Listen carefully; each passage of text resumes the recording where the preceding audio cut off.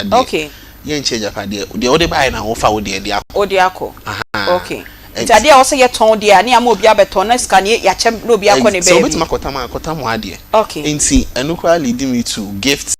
which are given in anticipation of marriage. So me share my bo the aware some to any you understand what any other day. My touching my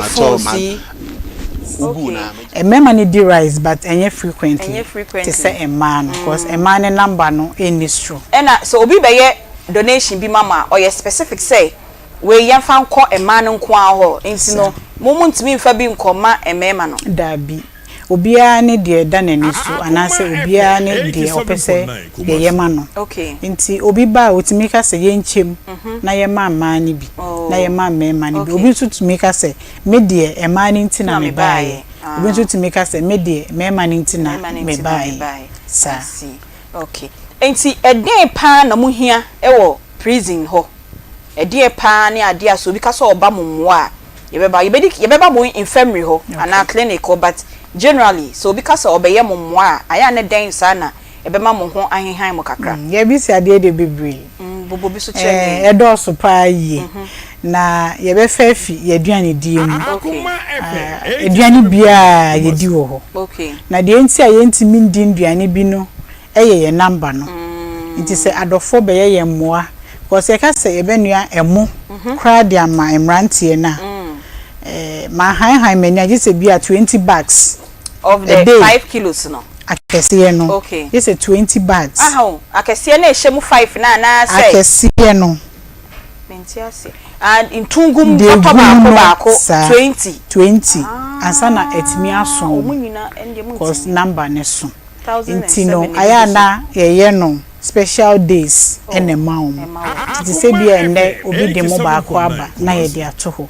Obi de mo mienu aba na ye de ato yetimi nya number na ti ye time dimo enti na so obi de mo ba na obi amaami aba no endafo okay enti ye nkoso enti no ye didie mu enti ye hia nyama bebre emo angwa tin tomatoes milk ya o kan ye nya milk ya de be mo pa mo madi etwa o manum nanso yentimi enti e be sradofo bibi ti said drinks bibi a ye di ofie drinks the media here drinks yenje can okay ba bottle drinks okay new ones ya be it's ready na drinks me de be family mu ameti show kakra say nipa de ho na watwe nu ba ku binti sugar kakra kra Akoma ejo Akoma ejo Akoma ejo Akoma ejo Akoma ejo Akoma ejo darling me ever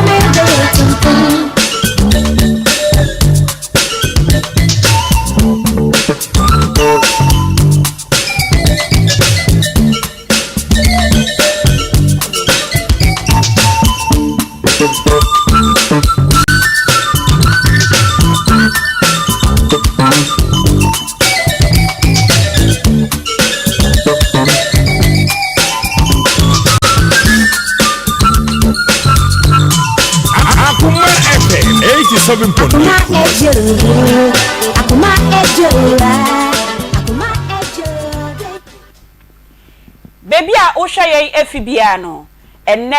bosumidu ne da etoso eduasa baako de onyankopon ode ye nyina ya ba bedru eni ye mamu nyina aha se de biara TV no edoso radio no edoso ensam ekoso wo baby bebre nanso ugidi na won se eha na wo ba wonya ensempatie na wonya adesua ewo mu nintino odi we fidie eto Akoma 87.9 na osan di we fidie no eto Onua TV na ohweye ye chia mu baby bia mu wo bia ne adamase wo kwan hwonko so pa se de bia mu tie ye na mo share etitu ewo Facebook wo na mo like na mo comment ewo ho enso de mayen enenso ye de ensem ebremu na wiase enne me motivation no efa yasem ya enne ye ba beka no se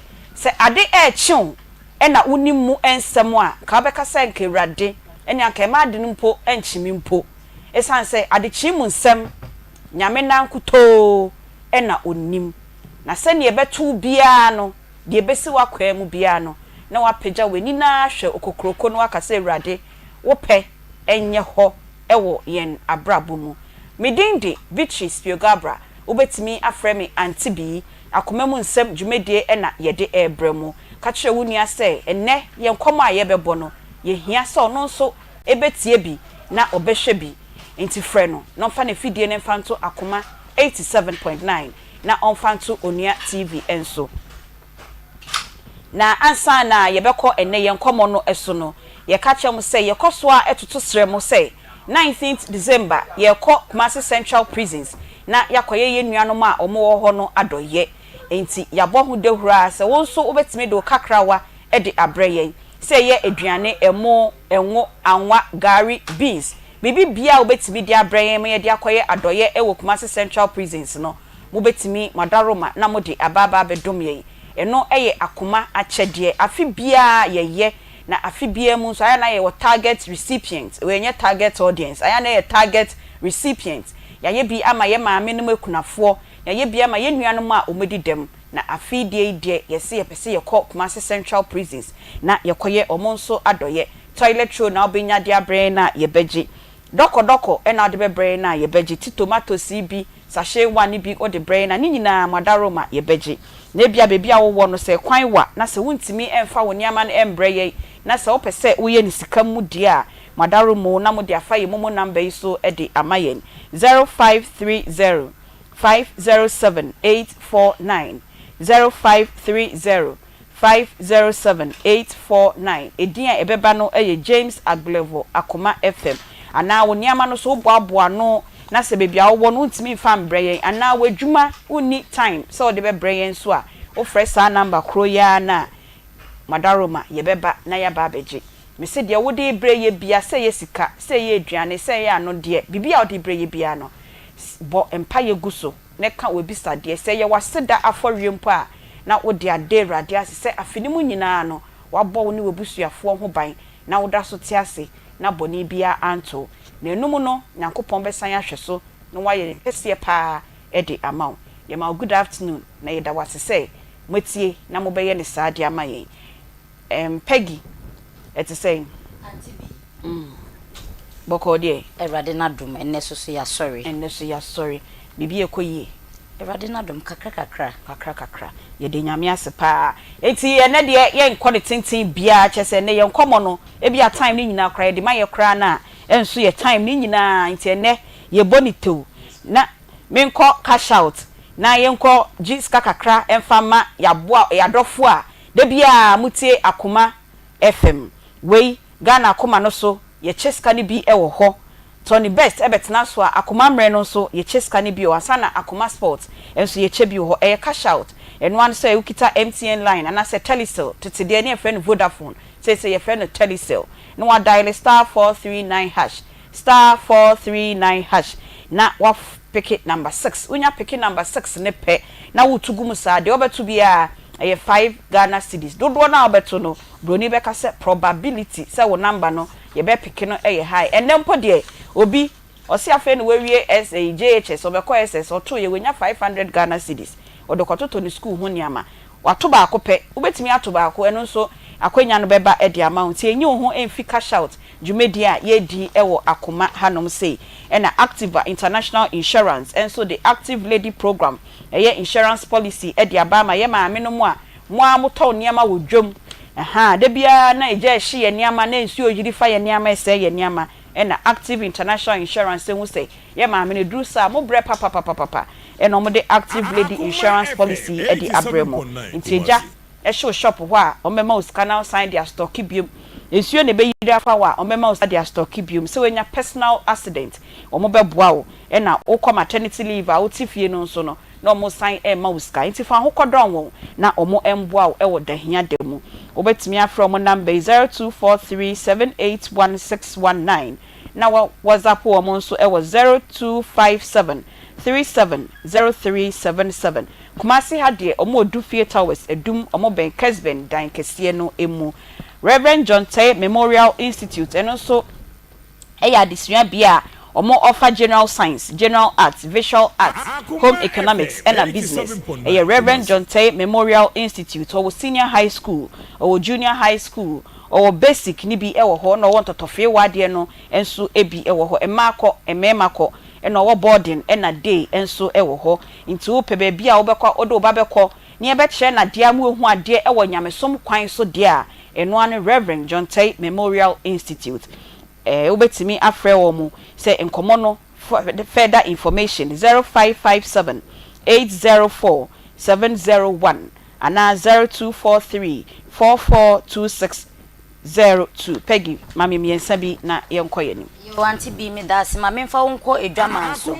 esan say yade ye ya na ama me ne wansere so efi yare obi benya osusu a efi yare yare koye timi ma opanyini edane abofra etimi ma abofra so edane opanyini enu nti na power specialist e ba se me nka nche o say ye hepatitis B yade no efi A B C ekopim E na etete wa fa wani che power specialist e ba for aso eye na onfa edru enkan sebrabo no so ayekese a ubetumi akohonom siatika yade no nan eno nsa eye utitriti a fa wani che power specialist e ba dompenu emu ebubu sasabro etete o also kompo yare no so etete wa Mr. for wani che power specialist e ba oba ya santoa Dr. Edra ya ye ne friend sa efi se afi 2022 ono ene ye born abaso se mama mo na wa hepatitis B yare no eso ate woga na mamu ha ne sentini se ohwehwe na chi kwaya for wani che legbosomtwe kwantimpo ne so omo benjesbo filling station ana se usu besi wo aya junction odrove ni no obesiu akra so eye pokuase ACP main road ena takwade fo so enko anaji MA primary school eho ena na so eye ewo edro nwanwaso a osade aba edwama so a etu yade ni bi ni edua ya heba malames eno etu malaria ene wona wo honam ya wo ya ni nyina enkope bi so enum GKG eno so eye mmedro cough so etu ewase ena hebatin powder no so eye immune support edua ya heba tonic wona wonum atoto nyina so enkope bi na onum ni dodo mu obetimi akomisi heba ebi ewo honum apidank ebi ewo honum fredmans ewo keo dan heba so ewo mrom Colinac eye Ashtown Fred Dr. Edua ya ewo numbers a edidi suei 0244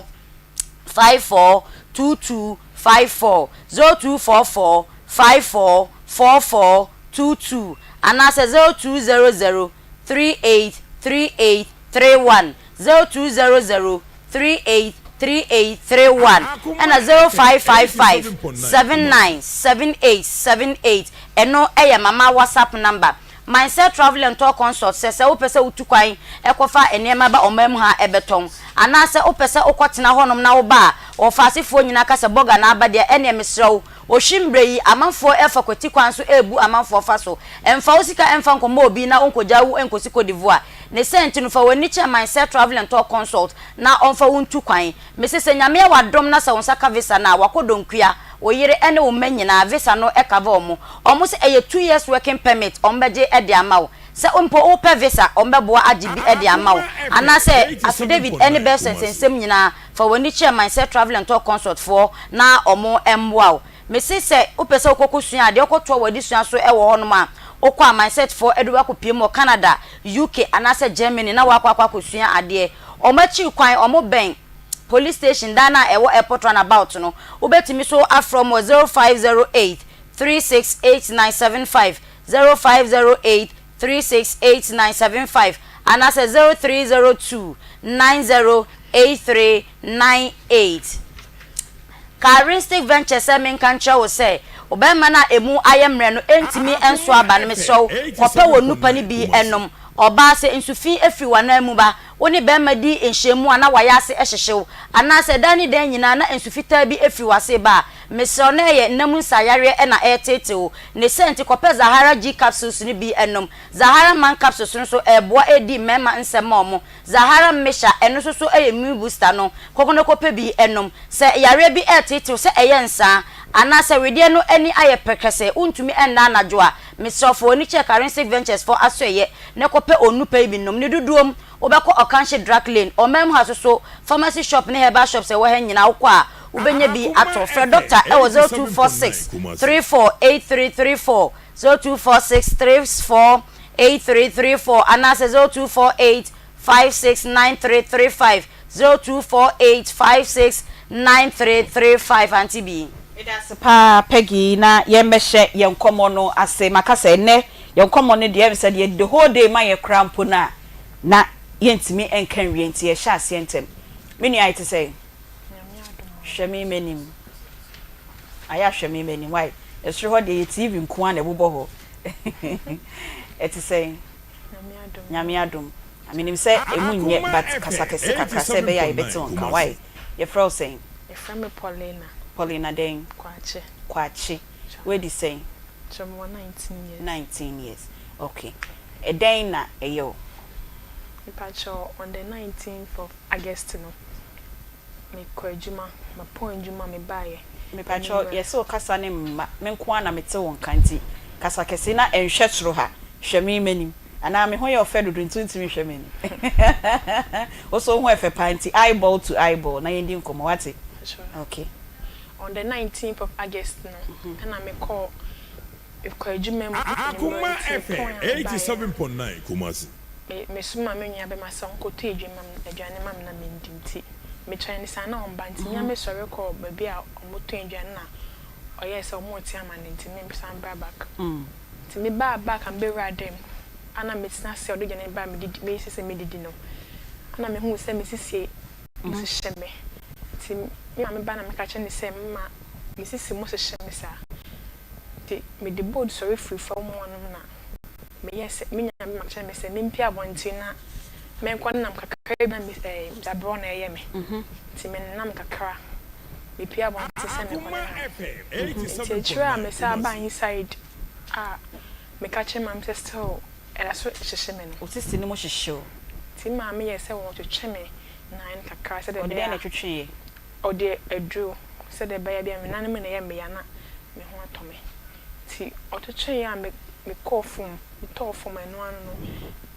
iti me ma like mante sensation bio ho na me fom na jojo ye o se dey o yes like ye twetwe me wie no me tofum no eno anu mentimi aso ye bio mante sensation like so bitimi a mante sensation bio 19th of August afiye before 19th of August na e wo ho a wo te say osisi ni mo hyehyew wo ti pain bia wo ba bia experience bibia tu na we dey adwuma na okwa ya wo ba ya wo te sa ya wo no e dey adwuma na wo ye eton kan ho ne ma like stickers car stickers e wo hemfa e wo crofum fitem wo gina ho che ana wo nante pa international adwuma fa de mod bia It's uma me twetwe wo wie ye na uti pain na fe osma me fa bia edro bi entwetwe wo no wan te hwe bi na say me form na adojo e from mentiment na me na so mentiment na me na so itimi amente me felisa me junso me felisa me ko toilet ti omo rashe me de me ba tafuji on the 20th of August no ti me call tafuji and so omoye afamode na omo refer me call G me call that emergency for 2 days now omo say me call D5 ti me that D5 for best 2 weeks and so na toilet 87.9 now pass on catheter e free some more the catheter to hono money and so me njon so sana omo chom be say omo medru a metim dia ko toilet mentally anko me da wo for 2 weeks 3 days and almost a year me doctor ni catch me say transverse myelitis and so omo run a text treatment you hwe me mojem omo hu course bia so omo hu course am be treat omo hu course bia am be treat me de en nti na be moderns hey e be mo say spiritual omo hu be treatment 87.9 Kumasi you discharge me na me be fee na me ma me de chini sa wo da na sa but since to brofo na boy no transverse day myelitis no almost say no e den yare a almost say inflammatory disease bia like spinal cord in the cause nti spinal cord ne cause say enya cause a be treat be dey e bit me dey infections, a bit cancer infection, a bit HIV. Ti esa omunya course am treaty. Na media no almost imagine say transverse myelitis. 87.9 Kumasi. Who course bia.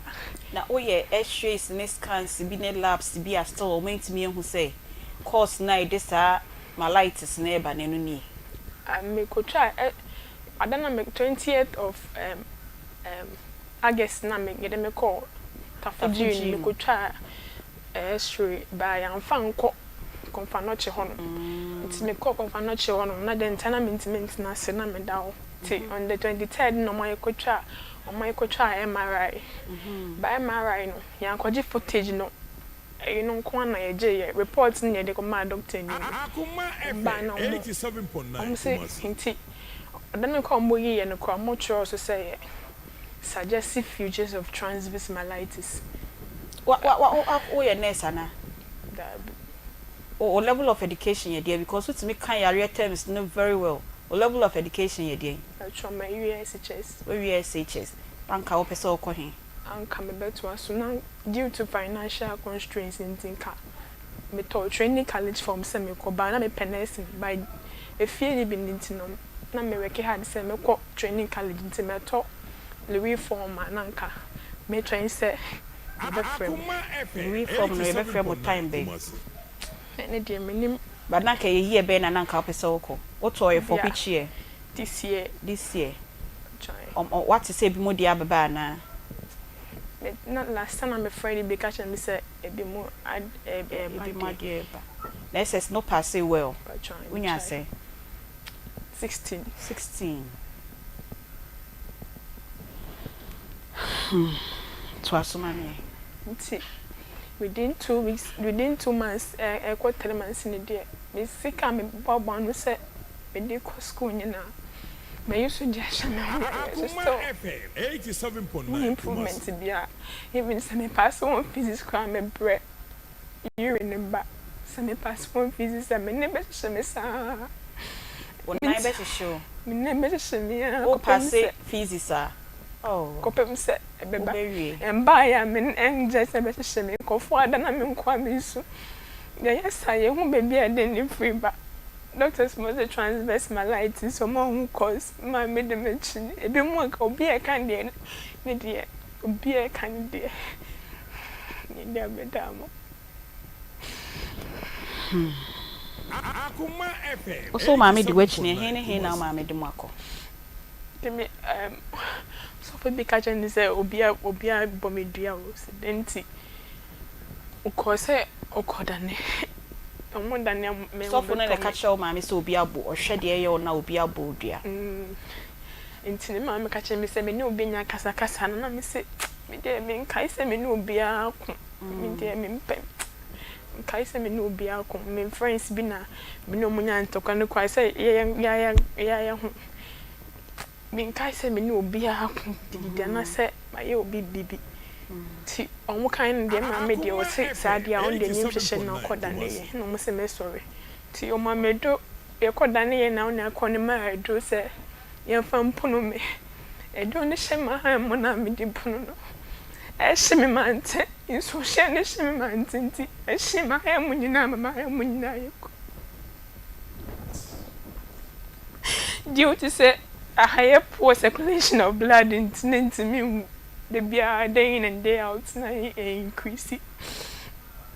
and I'm my jedu na ma Mr. Kobe before so kwakwa na bia na bia anye ye akwa de je ni ma wo no mpo and so that the same thing. I'm sorry yeah what difference bia me na no de bia se se for me na yet titi e ba me hu de me ye bia be ko me pressa ko pe me se no abeko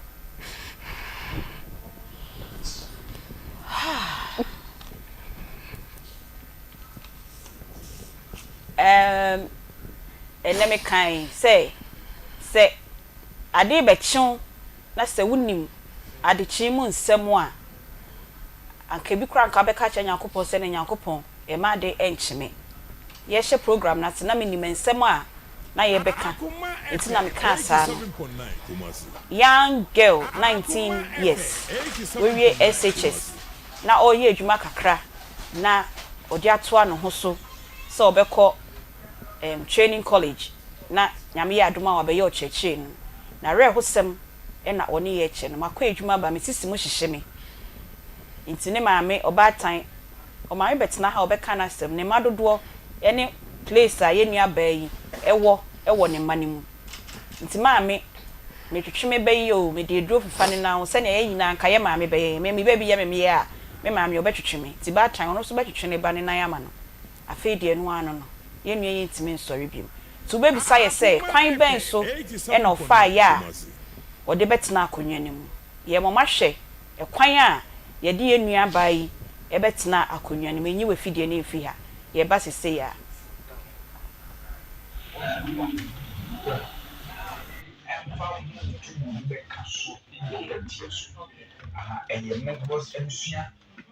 Yankopon sha se wo Genesis chapter 2 na o chichi ebusia no o de ebusia efiri egya na naso okay na ye yakofa emabem so ne mana se egya ye hokọ memba tu ma me papa ene me nyire ni megya wo hokọ na me makọ chichi ni ebusia me ma no so sabre ko eduro mi ko ya na me habze na wo ko wo ye ko se die eduro se mi ye ya na ya sa akọ wo akam ke je nko an so se okay enti on so ko chichi mo musia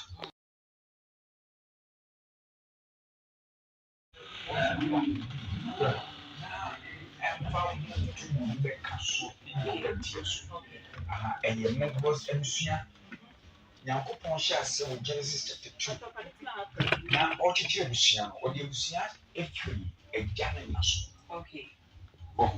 na ye yakofa emabem so ne mana se egya ye hokọ memba tu ma me papa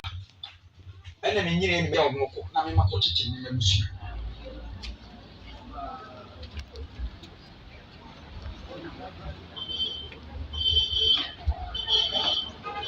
to oba tan ontimi empeja ne bay enti de bia so obekọ ba bia taxi driver na ye nyame sodwuma papa ono ene peja no e de ne to ne nsaso ti sese bi obebi mfo na bebi obekọ bia ye de no akọ enti sei ena bebi obekọ bia de bia ye no ntimi nante kra wheelchair eni ho ne akase bia otena wheelchair mu kra na ye hwili no je sese bio ye de ne to ensaso na taxi driver wabaye good Samaritan wafana to ne nanso bebi ombekọ bia driver ni gina ho till time a ombewie bebi omoko no na wasia kopeja no na osan edi no akọ nti sei ena ye nuaba no ne condition esi etie we oba ha eneda enenne omasan aba nti ube hu say ye two different entade ena ohye na wanka say bia staged something enra say ena na yenua no yede na eba no na osi ete ena anopai so yede na awie ya yede ni bewra studio ha no ene na ohye yellow no eno eye enedie ena monigu sese ya mo hwe na kwa bisa say ni nantem no mo hu bandage bi ewo ho won say yenua ba no e kasa no o kasa from waist down on tishe sensation bia eni ho enti yetina onte ye kana onte ye bona onte enti ye de bia bibia ye spiritual no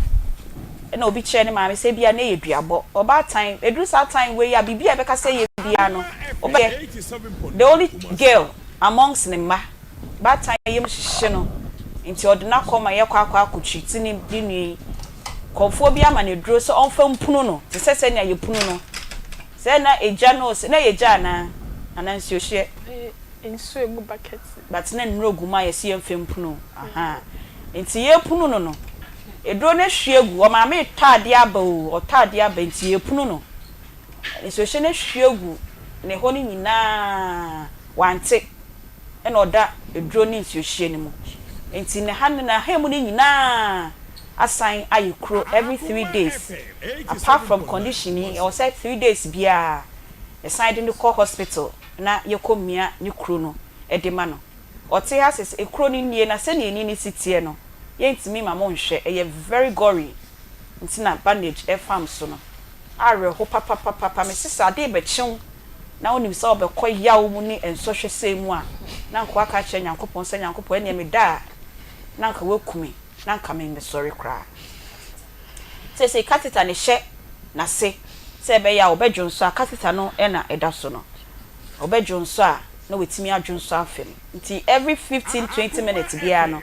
o ma me ni kita bottle e wo say or empty catheter no ensem areho e wo krai mu papa se na ya nhya ye ho so edem ha ye nyina ye besu bi areho papa na jumedie no so wo say ye nti ye be yara osu ye nyina ye wodem he nyina yesu zien says so na de mintimi no wonse and no correct come akwa me buy my bottle when tea story no but kakwa come the menya be hono kra no I'm very down with one person Yankopon be ye na do amen na ma me find chaka sem free ase ye Zen Naturalist Clinic and Fama Akoma FM ne onwa TV mo amohwe ye ne mo a mutie ye nyina ide nchia kese free ase ye ema wo bibia na se de munim dada no eye Zen Naturalist Clinic ye na se say de ya gia to ye so say e be boa Ghana man wo bia ya de enti waka dem wo bia ya de enti che say ye tsere no ye cheche no ipa no ba ya se opani de mreka kra bi ato eye ne ya de no na afi ya boa no na bibia koso ye e de amani pa kro no enti mesrew mutie mi ade ye kan nyina ne say so ba ya se ye ho ye be ma wonura ebetu ya de ase efri wako ye nzo so ya de no so na emum ye be boa na yetu yade no ase efi ho akọ na ye nche ye bia ye memende ye screening kese bi e wo yase ye ho mo bae de omo hu de esiye se de kan ye no pepepe ye sha ase ye 7 am ene ye wie 5 pm na ne bo be 4 mo ko 5 na still na nkrofo eguso a efre pe direction de aba yeso ye ka se bo 5 a ye pon tina so mo na wo mo ba etwe ni nyina no omo fra doctor se wo de adwebro ye sermo enim se mo percent ka mo ba nanso time mo nti ye ntimi nti wo de sermo anya me ya adoma memende ya yesan eye foforo eye memende wo chinechi ya yesan eye foforo nyina enim se enche bi kwakoto aba nti we de metima kana video say last one na no ye nye bie mu enti wo tie mi amesre mi tie mi asopemu na nya me ya adoma memenda bra na yen show bra na yen mawo enura ebetimi aboa wo na ma memfa ye number no entudwa number no enu na hia entuemu bia wo no wo hia bia no no wafa number no no wafra ye ne enu edi nkomo ye number no ye 0246 59 41 17 0246 59 41 17 and that's 0553 21 35 87 0553 21 35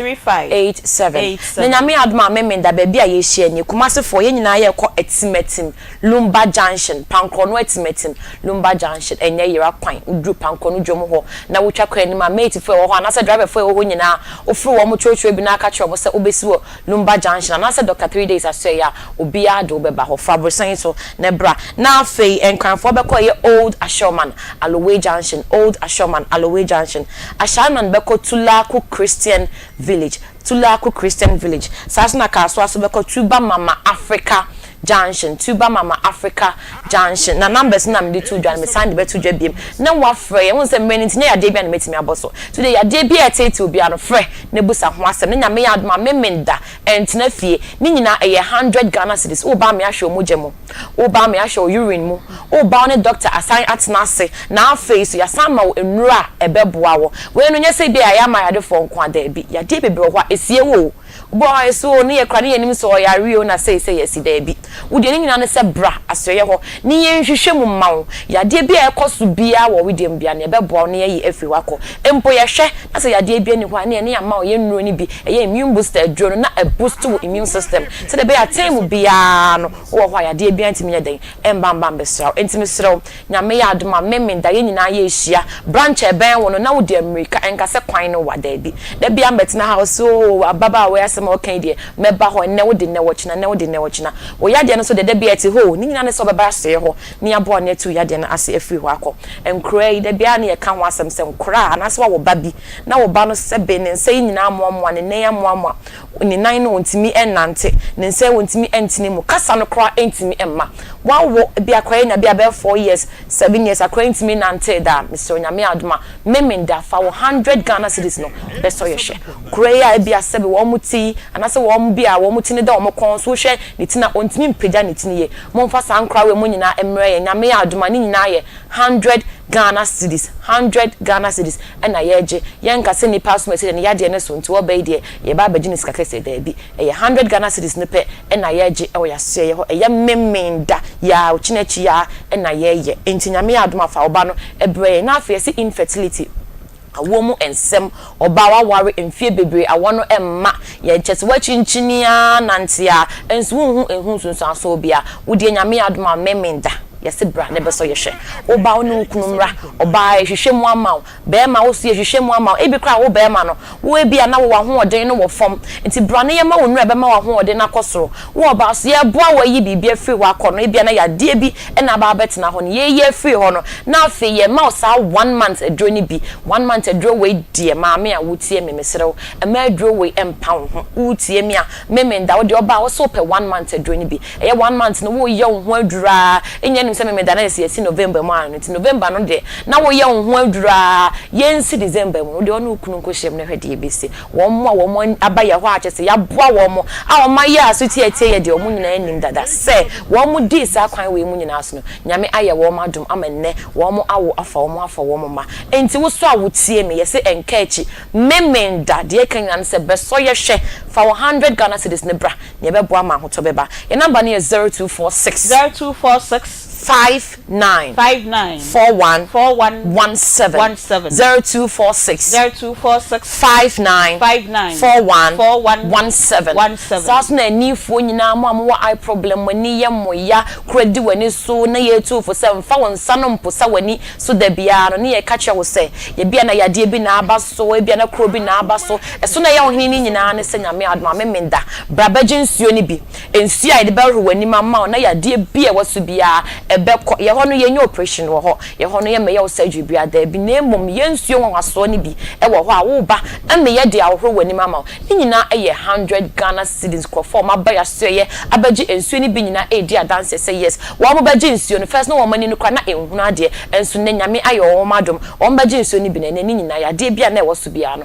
ene nyame adom ti nyina ekọ enti wo so wa problem bia enti na fie nyame adom amemende ya bra na baji ensuo ni bi na bibia nkoso ye emfama wo afa yes stroke bia na stroke ye bubu ogu ho won say da wa full store wonante no correct say 190 a wo de yes be so ye hwe e 100 Ghana cedis enka say o sika we de sa wo koye say da bi e 100 Ghana cedis no no so de be ma wo no wa wo be hunu na de e ma ni ka we ho no say nya say bia waje no no koro na eno ano da bi tin ya na ye je wo number no ni ya fro ni e busa wo say dan na ekọ wo no no no dan na eye wo ni padua ni na nkasa wa hunu say yes ahoden ye dan e ba na afa bibia ye da akoso ye e de ama e na wo ba no so nya say 100 Ghana cedis tin ye ye dro ba ko pa ma da bi ye ma wo nura be boa na tu ya de na say free wako umpe we na wo pe da nyame adoma memenda shia ye fa 100 Ghana cedis pe no fabra ne ye show stroke fo nyina woni mo bia wonya stroke a nyame ye adoma fansa ni pakọ ne bre empo bia na nipa no wontimi ma wo de beje adwuma nipa no beje ye nuo ni bi wo ba so pa haban ni bi ye ma ne bi no de dwa na afa so ya san ama no de obennom aka ho na bibia akosie e woni nipa dua mu ye number ne 0246 59 41 17 0246 59 41 17 sabe pepent mu na mo mfre na mo mbra nyame adoma memenda na bibia akosie emfama mo afa ma mo tie me fibroid agimo ma wodie nyina aboso wakotwa scan ibi yesi ebutu wodie ne so da wodie ne nkyege de emfa woni bebia ida bra na baji nro ni bi na enna ne bibia efiri ehonko obisi mi koye operation so still na am say akotwa scan ese wo ho doctor be catch say wo ho free say edua na ba na wose yetu na se wose yetu ni hini ni nyina ida efiri wo kontu ba na se yetwa so pe na ka hunu say be san ye fifi enti wo se wonya adura betima wipe bibia efiri awodie ne ho ama ni nya ne se memenda 100 Ghana cedis brabaji no ni bi na wipe bibia mfiri awode ne ho afa ye ma mu tie mi asebe STI ntimu kunu ni mu hia na ada ne sesem bebre oba edu rada ma na chese da bia na mami kodware mra na yendundum kane ada bia oba de wo so ye clean wo ba bia nya za wote wa na kraketu brabaji ukunu aboso nya ne say infections na etete wo no unu ukunu hia ma asa ye wo ya asa kamboni bia betina wo ho na ye wo hini nyina ne se nyame ya adoma memenda brabaji nroni bi 100 Ghana cedis 100 Ghana cedis na yes it takes two oba wunya nnemu yade no ka hunu se kuna na nipa na one no ho no ono susu wo bi timo mienu nyina amomra be ma no ye 100 oba also 100 mu nyina amombra na yenhwe obi ade mo ma no na fe be ma yemmoa wo na yenyi infections na etete oni free onko na oba also yemmoa na yenyi infections no enfree ehonko na fe infections nti be ma ekra fon ehun kro ne ho sansa fe de wo se say no o modern bokra wo democracy wa woni tia se enkoyie ni nyansa baji quick start ni bi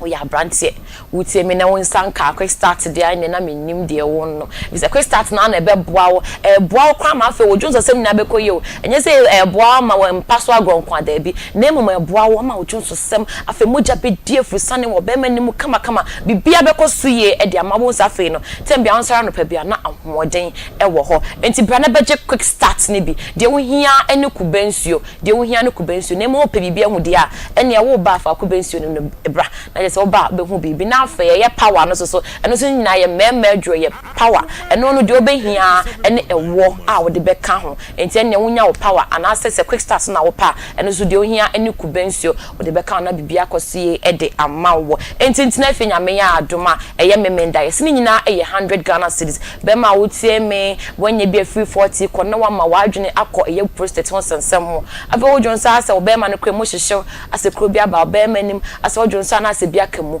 nyame adoma memenda sa how we mu nyina mfa mre eye 100 Ghana cedis 100 Ghana cedis e bi kwana composition minimum ho nyame adoma memenda wo de bra na baji ye no ni bi na bibia nkosie ma na afa mema so amutemi asebe mo mema no so ye nketwa ne de ni nyina ne se mo beba ho nyame ye adoma branch e ben wo na wo de mikaba oba pe so open enlargement or yo ne bia wo de be massage oba ma ne mo ayedu na anije e be fie na komase fo mu nyina mo nhye wo etimetim Lumba Junction pankwa no etimetim Lumba Junction and kranfo be share wo Old Ashoman Aloe Junction Old Ashoman Aloe Junction so na Ashaiman be share wo Tulaku Christian Village Tulaku Christian Village and akaso aso beba Tuba Mama Africa Junction Tuba Mama Africa Junction am de number no e twatso fa number no sisi afre e nchire mu bia wo hia bia no na wa frɛ ne ye chire wo mu na nyame adoma memenda de entena fie mfa nkra ne mrampani fo nkokra fo mu nyina mo ma ne nhwe obia na bia nkosi emfama e number ne 0246 59 41 0246 59 41 17 and that's 0553 21 35 87 0553 21 35 87 yes the doctor Thursdays the doctor with the time that's it me that's pa na de mood ni ntino now go me Matthias it is well yes. Paulina yensan embra wo hobium enti with this condition no time ben na ya utimi eco private because okay say eco private or na mo hihye pa e ya de a tie ba na say en time ba enti be da ben ni da ben sa every day anytime bia first na ba ana fe na sha say ba first na ba na na ba na ma adwene ba so say nintina na me nem hihye me nti afi na won say ba na onan mo hihye okay o tif ya obi ana no so won te hwe ba na mu ne be ma won se wugya onan me nam hihye me na titility okay nti eno sa no obo diaper ana yeah me boda ye bo diaper aside se catheter no so e wo ho no oh how possible ye the fan chain okay so that 20 me enja onan enhu okay enti no ye ya o MRI ne we ni nyina hwie ye no you feel that enye medical condition ana yeah na menim se mechin x-ray na ekutwa no tafuji no x-ray na ekutwa no tafuji no na am se ya mfa nko confanoche okay tina menim se e bia mechi spinal cord na ho aka na menim nti last time na me ma me nya bi direct me ma me na catch ni say ono so o condition bi mu na ntime nante na mo say ono de ni system 87.9 so na say ono de no difference e wo media ni me say media no na me na swum say etimi amenti no but on de ni o ti na o ti onya feeling the nice so okay ana o ti me gina ho okay but aside ono so na or pass one or call toilet so na o bread to say media ya bi nti oko doctor bi ho moderate ne ko specialist bi ho na e o konfa no chi da bi the spine ho adwuma okay ti o moderate no ordinary oko na e chire o ka che ma me say I say wetimi nante bibia na o ka che ma me say ma me pa me ko na yen hye e hon so de besi so nti ye ko na ono e je esure ni ko chai no ana o ka say me spinal cord ho na atechema ana me sisi ho no so nti ama me sisi ho na ka bu kaka sana ono no voice na sen ati ko for kra nti ama usisi no o spine no usisi na say problem e but o ka say yebetimi a treat na o say ye hwia enye ye o say yebetimi o say yebetimi nti ade na matwa so akọ biem say ye kwa like o demand the amount say o kona unkuta 1,000 on hill every time you call so 1,000 or charge you bia or charge even so be charge you say bia meje 10,000 until o be I say ukuta 1,000 apart from the 10,000 bulk charge no o call de bia o be try ni na amane bia ne die but okay nti say o ka so beje be say 10,000 or say o jewa na utimi tua 10,000 ni nyina amane de no ano no but so when timi entua na utua ne bit dia o ko hu ni bia o so kita 1,000 cedis na o de ko but na hodin ni hu amobetimi ayesa na o twabo sen na de ma o say unya say scan de beto wan ko betimi ahwe 90 million 9,000 ti ayesa yakobia yakwabi 1,500 for 800 pound but just say 50,000 there ko but so unya sa 9,000 the command say dia and the no one say mo amoka scam de be kwa na na wonim de ewom ma me meba wo pa me wo say wa pesa wo kan wa say say no one na wonim mu kese enti meba wo pa okay ma me akwaba yeah yeah nyu wako die edi said ye kra ye won kwan die ye wade ye no krepa pacho ye frozen pacho ye me feature oba o my say omo ye 3 na me baba ko kan 4 omo ye 3 and na wonu baba ko kan 4 ba wa sebie wo ye ma de omo ye miensa Paulina toso say ye ma ye say na me ma ye say no Paulina no oba Paulina na ye oba ono a kire ye mu na wankasa so kire eden na baaye sabri Paulina ni condition no ayese no o de kasa mfa ho de ekoso bi akasa 87.9 Kumasi ko ba be 6:30 ti mi fi drum ba be 7 me duru ano se ma me sisi mu hyehye me enti me ya na onwua se onkonante mra na ebia esasabro okonante ba be 8 otnase ni jonso ama the toilet ama ana me pe robo anu o shibi eni so hie na me twi nu ane de twi nu ama ne bobe ahomache be se 5 say when so an fe ntwi no utwi no papa bo 5 na me ko pe dropping na me ne ko tafuji ene ko mu jira na so a ti boss eni 6:30 no so mu ntimi no mbo echi ne de ko ji ti ko emergency ti fro ne okoda o 2 days ne mu de ko D5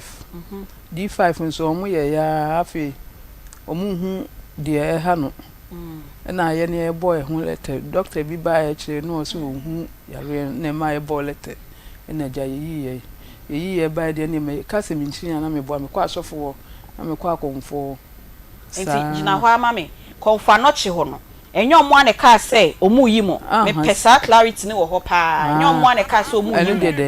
mo ana mo ka say doctor no ba kire no a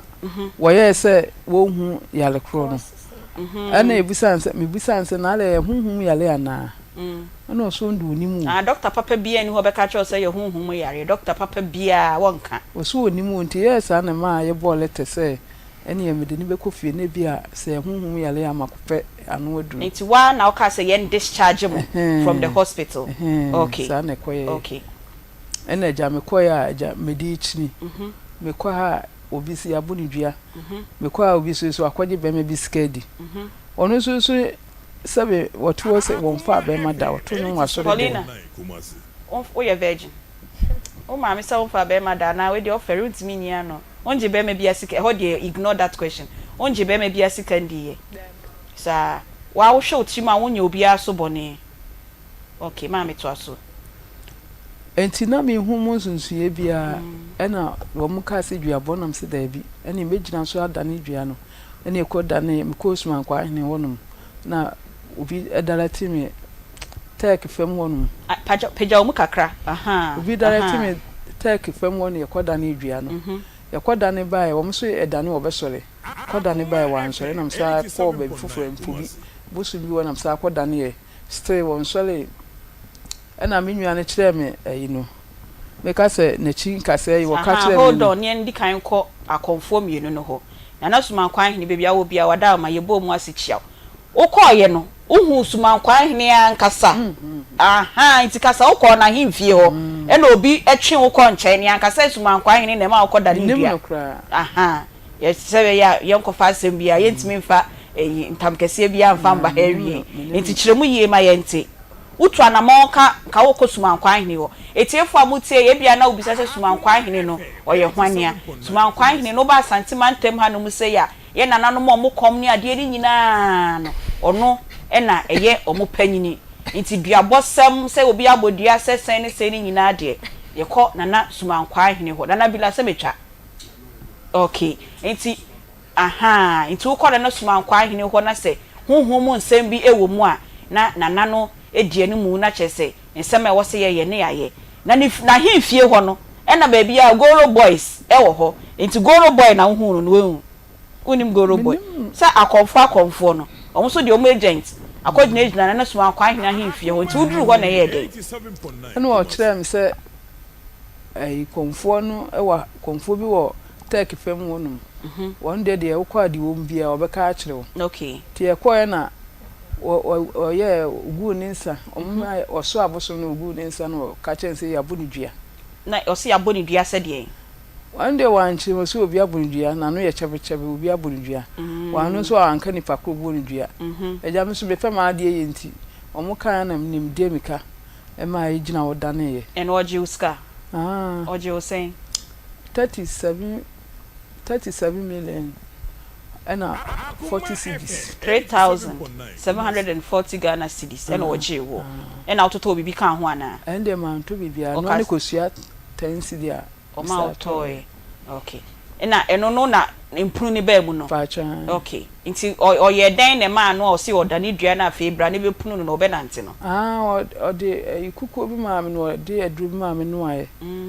nti nam de bi ya nkwa ma no na o ma me se me fa bi impru no na nti esi na ha em na me koto ade aba se ehye ne wante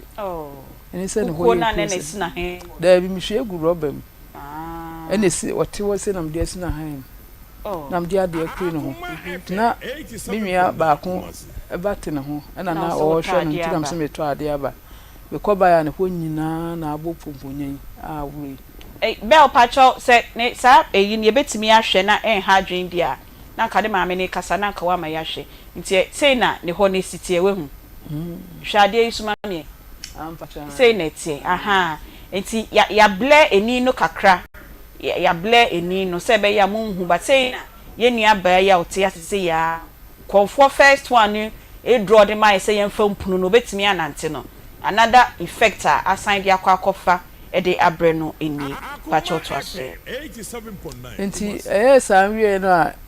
ehonu ye kuro na ja mija ne fu na wanso na msade ne ko obi nso kyerɛ me konfo foforo nam sa de ne kɔ eno no na na ewo hin no eno na ewa me ka sɛ mpobi no mpobi ena eho so kɔ no no so se den ano nso am si duabɔ na eno nso me ka no kra aburo 40 million na eduabɔ no na no so se eden se eduabɔ de o se wo yi obi bibia na se otimi ka se sei ni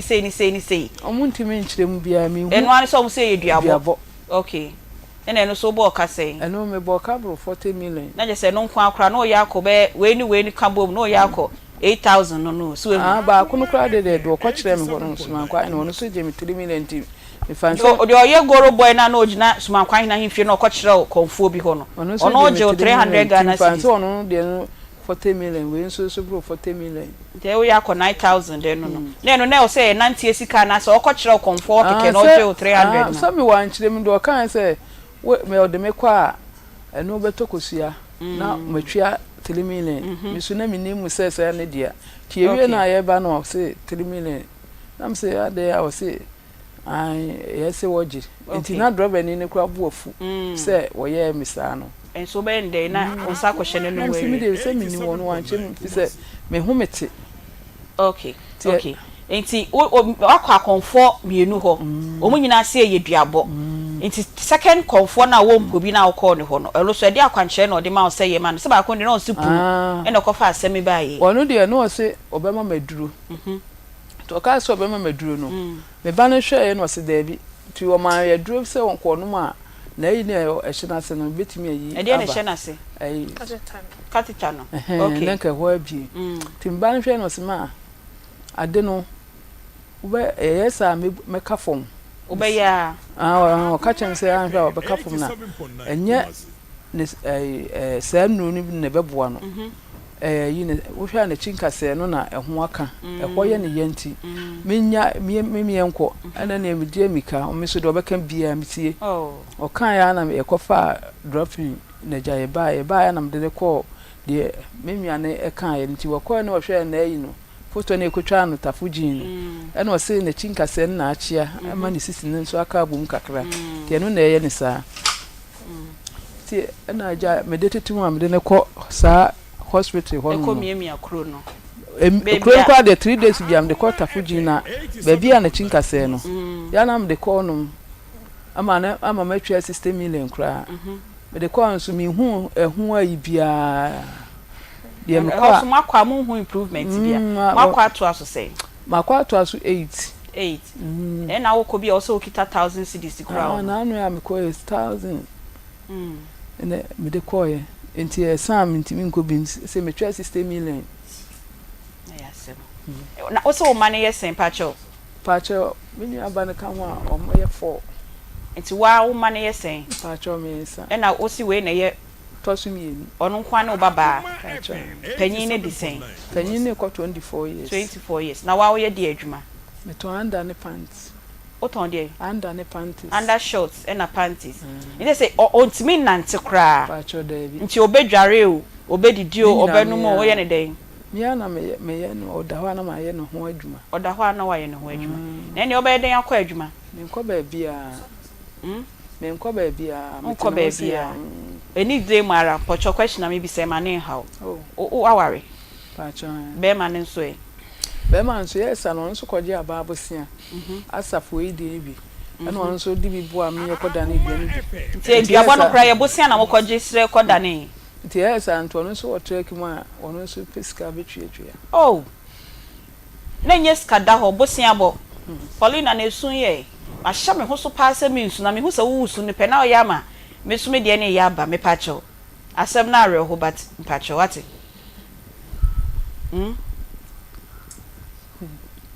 nti ono so admitiri adom na iso oye kakra nti wo ba panyin ne ye de ono so ss ono afena nka ye pa adwuma bi ama no negation but ono yenyan frɛ no na ketwa ne ko JSS on the otimi ko school onye ska kakra ma ne de ko kakra no wa fa de asend no na mo de ko na ma me ye se sebio ye ma me mo bɔ ne omo ye nti no na hu sunsanso aba omo maso wa so kenkan utiri mu a so omo se ye duabo nti na me de fa ho no ono de ose onye obi abone onkoje be me bia sika onfa be me bia nsi mu on kasa ntia obi a na wa no kunu nso mo te he ne e ti krofo ne ba me te meduma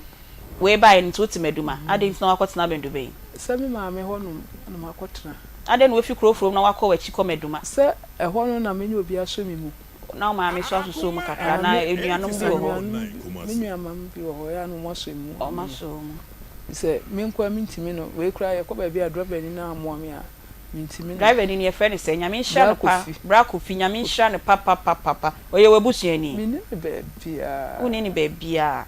so mo ko be bia no no ade mo ko opeja no di ni ye bibia be bia be ko bia ye friend no ade cha no pa no ko abu no a friend no bisa nse ne ho te sei oh be bia be ko bia me ni be bia okay ena se amama kotena meduma okay na me bisa say wan kasa so hwe otirimu a bia ni problem bia sa bia ni ba bia nti me kura ye me nwanwa sa aban sa eyo wan say o ti mi ayale sa fi se nti na mi chini no because me ni obi ani asem na ono so kura obi na no anu wo sere nti menti ase nti akire a yehu sese na chi nkase no na ama ase makoma ato me sese wonyi obi abone nti sei no o pese yenye oden wadaroma adaroma mpese mu boa me na no to no sada se hospital no Dr. Bea wonim sa nkase mu adwuma beboa me na wasane yale ama me na me hu nyina sa de medi kura e dirma me sika nyina sa ono no do onya to wo misumi di woni nyina hye ono no de na yese ya hye 150 million 15,000 Paulina na ede adwuma na oya utimi save within what period obi se bia na be ma bi kura no odi se scan ma ho sa ye to eton kan ho ne manti se menye sika na mama sika se me panto ya ni nti sika na e betia me kan me pa me sanka ti me to susumi ensa ti me ni na ko bia odi to bru na me de bia ko dan we na me de bia ko achuma ti me fa me sense case kan se be a me ne bia ko school temti no ba me sanka nti de ma na me die na me de no ato me sanka me nti na o ko eduma na ye ma me de ma se fato aduane de no na odi nti de etua o ka no e na odi to susu no okay now so tonton ka ho niama e wo hefa go from pitem e ho na tonton na o ye adwuma no for edam ese eko ai April na menya awan ya April na onya awan ye nti wa pa dey na yo se wa na o ready kakra because minim se wutimi kinkan ya obobo yare ni di nche se wa hwe pa den na eyo na eya odi ebe na odi wo krem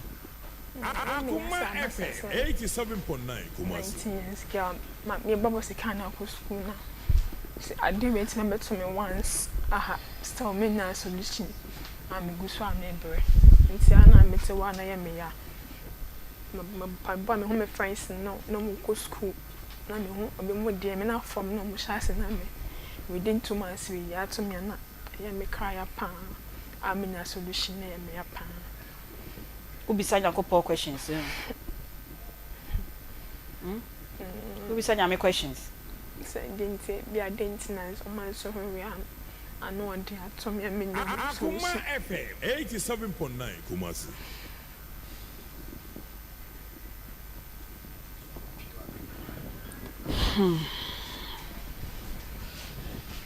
ade chon na ade sign sound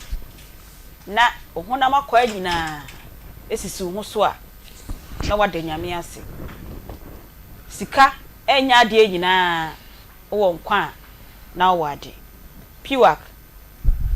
pacho ho ye nyame adomba ede nyame ase ne de mood no yanhia yie kra but edwuma no so bekoso yo pacho ye nkwa ye ni yo area ide ma memfa encha sonko emfa emfri piwak natural health akache na memfa bro yadupa no abadwa so no na medi ho adanse ede acho eye 3p garlic mixture 3p garlic mixture ho komo na wie ye babebo doctor say men kan cho say 3p garlic mixture no de ye garlic no ye nim e matitiw de ye nim garlic ne so faso edunti na nam so ama ye de 3p garlic mixture ye ba garlic no akasa na doctor atwe mu nsuo no de aduane no bi aka ho ne nnuane no ahodo bi nso akeka ho a wode aye 3p garlic mixture no a wode abasa ye nonom na entumi moa ema ye nipadua mu yade wanyina asentuje number no we number no fra eye doctor ho a ena ekwakosi number no eye 0248 92 88 24 0248 92 88 24 and I said 0201 00 21 but your doctor say me can show say ye wo immune system no wo nkwamo no ena na hoden ewo fom wo ho ayade etai ebobobobo yade bo wo na account na de what ho a ya soja fo ne aprosifo na ewo nipadua mu no akunti ayade no na wo mo ho ayemre enti wo ntimi nkunti ayade wa hodo unya 3p garlic mixture bi na no mu a bema wo nkwamo no ho ayeden na tumi akunti ayade wa hodo nyina beba wo nipadua nim afen so ema no yenso ye die nie oyo ba wo nsabuo mu etesei okwa fichira na ya wom nyame bo ma yenim senka na nan nanum na nsia na nson na wo so ba bia kwa fichira wodie no bada ko na etwa na mienu na etwa na nsa na etwa eba sope nso a wotese wa ya se ya wo ya ma wotimi nko wadwuma so wo so no pampo na abuafu me pa cha kwaje 3p garlic mixture drape na nonom na tumi emoa ma wo menstrual pains no ene hawa hodo bia wo ma yem bia enso entumi enfi ho me pa cha obp no eda say wo blood pressure no ekwasu bebreba wo bewu ene tiba fom panso so a o ba bewu wo say wo pressure no eda normal eye 3p garlic mixture 3p garlic mixture ena wo no mu a ebetumi ahye aboa ama wo pressure no etumi ada normal ekosuru bebra abacho ubenya diabetes so banso a wan hwe ye na bibi kotu na ho na wo nsa ho a na akoye nkuda ebeda ho enwuda mepacho ko 3p garlic mixture drape na nom na entumi emwo afen so wo ho na wo na no nsa ayetetiriti ebu so de omo se ananse na che omo mepacho ananse wonye police wo ba bechew ye wontiri na mu asisi uhia 3p garlic mixture drape ono no mo behwa ma wontiri mu asane ama moja nso etumi ediofusane ewo ni paduanim mepacho oyi wo ba ana bema no wa ye kese bone obi wa kase no ejina nafu ejina nanim ebi nso de ejina wo mo na ase mepa chawo ya disisifia de ayade mema no so ye hia 6 pack no e de ayade kope 3p garlic mixture bi na no mo no mu a ebe hwa twesa de boni bi owo ni padua mu nyina e de afi ho ama wo so shatade a etumi afata stroke njojo ayade ni bi e na enya wo a e ye 3p garlic mixture pe na wo no mu a ebe bua ma wa no no achi mu nsa no da ho wo nan nso achia no ni nyina betenetene ama njojo ayade ni nyina enso etumi afi ho asmante hye wa yade bi na aba wo so untumi home esisi so ema wo ye bibi kakra bia no wa bre 3p garlic mixture duro ne pe na wo no mu a ebe hye tu asma na se nyina ede afi ho ama wo mema no wei modia wo so dia no pe wo sa wo be ma na etimi ma good morning wo se etimi sori gina ho eno na di kan kire sa wo ye be ma sika ne ka ho de na so we ni so hia kope 3p garlic mixture wo no mu a ebe siesiew ama wo be ma no so ebetumi entini bebo ntini so ama no pe bia wo so dia obema no watimi apagya ne mu achiaw na wo so de sede ehia ne kwan obu ho so odwonso tentem me ba cho Johnson tentem no Johnson no yade na amana kobasa odwonso twanim hawom ohia 3p garlic mixture eno pe na wono mu ebetumi ahye ama wa yase honom no Johnson na ya anata ho obi wo ho a wokode wanom nsuo bebre no wanom tin so obeso de be yempredu na Johnson ansa na ade ache me pa cha 3p garlic mixture na wiei me kanfo ade ama no bi na ehwe ne nsiesie Johnson twane wo nyina na bibia nso entumi enkokama emfa emma stress na achew obi wo ho tambia waye basa waye moso nipa de ka wo da so de a wo se wo nipadua no esisi so wo so we wo se wo mood ya nopa ewia bo anu abeka se pressure ba anopa de wo se wo mood ne ye unya napa bible kura kan ya chede na so 3p garlic mixture pe na wo no mu a ebetumi abo asisi onipadua no suru kosi fom ama wo da so de anapa wo bo wo se wo mood no aye kama obeye okay ebe stress bia enso etumi efi ho je number ni bio na ya na wa frɛ na oni doctor etumi edin komo 0248 92 88 24 0248 92 88 24 and as 0201 00 me pa cho nipa boni semunti grofo bi wo krom ha wo mo ye adro ni bifra ukọ pharmacy and as drugstore bi e ben wa 3p garlic mixture no je de mo wa make sure se elebo no ebo ho no eye kokọ ade na adro ni gumu so eye glass ebo ho betimi apai ukọ na ma plastic bottle wa enye ka che ne sa adwo nya komese nya no bia nya the doctor ton ni bia na fe so hwe hu no se garlic symbol no so da ho eye kokọ e da ho sa hwe we so efa emame afei adro no okan hyi nkran ye workings work kofi sam ene afei angel herba we mo won kran ko ha benya adro ni bi ato ashaman so ye wo Ecus pharmacy and afei tema community 5 ye wo Little George Medina ye wo health alert clinic ene post office no na edi enum hwe kumasen so okwa Clolinak herba obenya bi afei dani herba obenya bi na Chris K herba obenya no bi ato kumasi hon so ye wo Albert Sam herba na takrade so ye wo AA Mensa Koforidua ye wo Gabson pharmacy na wanso ye wo Mumuni Away enterprise no ene cathedral no edi enum hwe tamalen so ye wo Ofakwajo herba no eben electromat no enti hye ne so na kopɛ 3p garlic mixture dre binom na wonso enti misese onipadua ne nyina fama ye ko je number ni bio eye 0248 92 88 24 0248 92 88 24 and that's 0201 00 oba fefe number wo fra ye doctor so pe ene kwakosi nya fe no bi ko fa na gina so kakra na train ya adwana kwa no e de wate why dear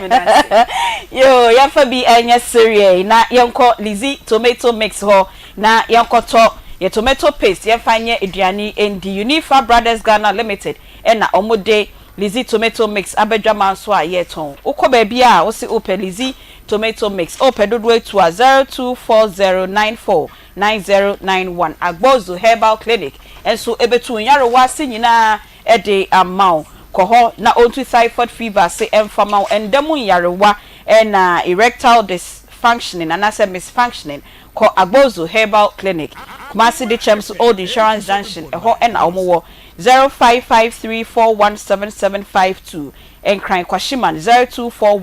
0241750282 Paulina mami ensign embra ohobium me pa cho the picture bi wo ho ne picture bi wo time ana oye otimi nante no me pa cho me hwe sa picture no na etiefo appreciate senia Paulina na osi ete nti sebeluchi ne picture na ye ready na odi atoso e amaye na ansa na picture ne be ye ready no mami bi sa onawfo ni bitimi be fie be hwe o amode komosa no mo ni o edi 87.9 Kumasi se last week me pa cho ne no wo fom be shemi ano mo shemi nkran okay aya sembe nsa no mo ka kache bi ba mo se o so da ye manante menante ti mami ndi aweho nyakopo ni mde wo ye okay nti sa picture we time be na utwae last year time be around Beluchi sem na wo kan yete wa ho figure efe papa na ne nine kra esi form no enye nine ketwa kra na esi form sa no nice young lady it's show pictures now oreho it is well what it nyame ne yebu afo what it nti wo se wo na ofo ne ba ya omusi dey omusi dey ebi se me omo ya omo se metima na ntima me nsu me ndi aweho nyankopon wonim de wo ye nti metimi ananti nti me hye me hoden na wankasa wo gidie so wo betimi ananti if se wo nya medical care wo betimi ananti wo gidi say a medical problem and as a spiritual problem if say both spiritual and medical say nyankopon be ye sana wo gidie yo se me ye obi bone a nipa ne ponso ye ho ebi kwa na me afomati a wona so me ya kra ebi a me obone wo ye nipa fo so wo metimi so aye obi bone na wa ye me say ya se ma ye obi bone na se meti obi na so krampa me so nya ko se on fa nche me ene e ha kwada na mpesa o san ka bio no we a big platform pa it be bia wa we di agroko bebi a wakasa eduru bia no sere obi bone fa chese wa fu se wa ye obi bone a na ne kaka utim ne sere se ma ye obi bone krampa mafumati e obi na se me ye obi ade na me da ho na se ma me sheda man se ma sheda krampa oni akono fa nche me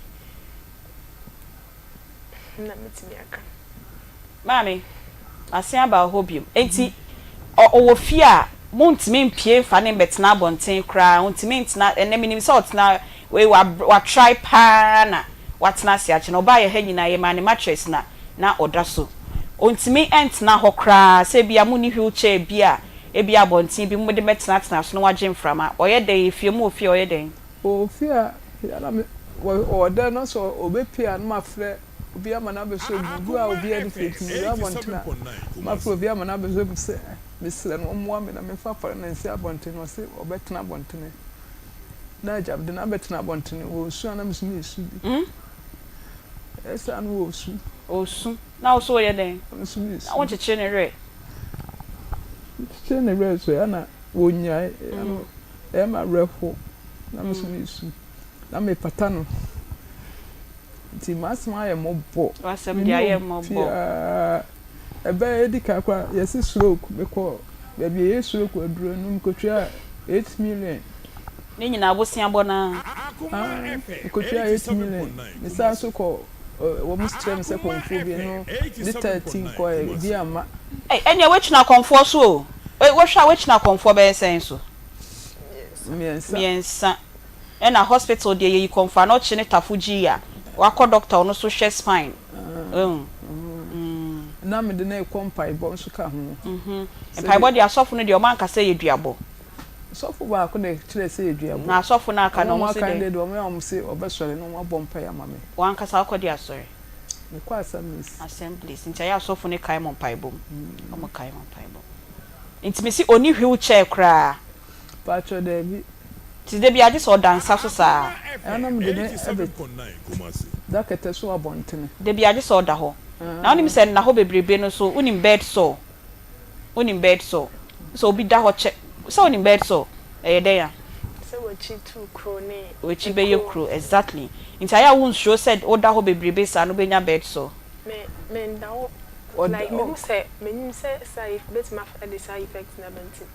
metna ho na me chia me ho o chia ho na mada na ma sorry na me chia na me ye no nti senka onya wheelchair nke beboa we hu say bia wo fie no just so that you can feel yourself around nke beboa you don't want to sit in a wheelchair on person betinem aden 87.9 Kumasi aden tia oh can the current on person be bia na obi tie anko person bro wheelchair but aden tia person betina wheelchair mu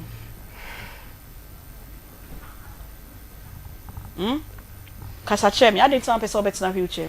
so me when say situation is temper oh it what's not wheelchair man then you're accepting the condition. No, I don't want to accept it. You don't want to? When it's a temporary situation, the best now reach it. Now say if I would so how do you feel? Akoma FM 87.9 Kumasi. I'm meeting me nanti ko be am bese me ko be bia na ne de this year tam me ansa na me di ma ko be bia bese me ko na me ra ho pa e bona me please me give up but na me due to me friends the motivations me church for no tino na ma sha me ho dey na ma go say de be say I almost me found to job the job come no point in the free maybe and sorry and no point is somewhere I almost person give you up no person give you up how and I'm wrong until it been a minute meninje for processes to me be na ninja kwa me ma de sen kame mbesa metina za susu bie nti me san na me nya be man frɛ me na omutu me fu na me nya de se na ngompo ntimi ade nyina ye se ye spiritual mpo na my obi ban na ye mi san kwa nya ko ko ntimi ade nyina ye mutimi saving ko bebre ko bebre wono mo mu ntimi na se wo ankasa no ntimi na nti sabio no wo be give up no ka be no madure wu ana wo nya dure no we no wano 87.9 Kumasi. Paulina. Lese na wa ma ye nyina Yesu.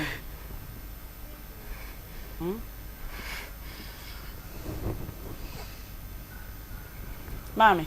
kasabie mai na yembie ya homa na yenhwe de. Ya bo afo de bebre ne de ye nyina ya ye emotional. Tese ma bo afo eboa me. Na minya doctor obetimi asane yare ama me. Mami menti o kasa. Me pese ma bo afo oboa me, wo mu me mobo. Mani da so nyina ne awurade ne aboafo omumu ame na minya doctor obetimi atiti ni ama watimi asole agira ne na so ananti ama me enu nti na me de beda am nti me enu anti na me pesa aboafo na sa oso ayo bi boni a oso kan den na che ni pa kro ma yo bi boni krampa ni pa kro on fa nche me sanse mfuso de betani pa ho nti se ma yo bi boni krampo na ni pa kro e de afa so ayi me be isa me se no ada on fa nche me senso o papa so na ayi bi boni so na se ni pa kro so de ani sa on fa nche nyina me say hospital be na opese obode ne ko spine ho na obesia kokonfa no chi bi specialist unya specialist da it's specialist no wa bi se bi ne si hene bi bo on bi se bi o baby a nti ko je se konfa no chi na obesia ko ana mo be ko baby amoko ye bi e ko de ye nko baby amoko ne de den say nya specialist specialist or ye de o hwen kase ma na spine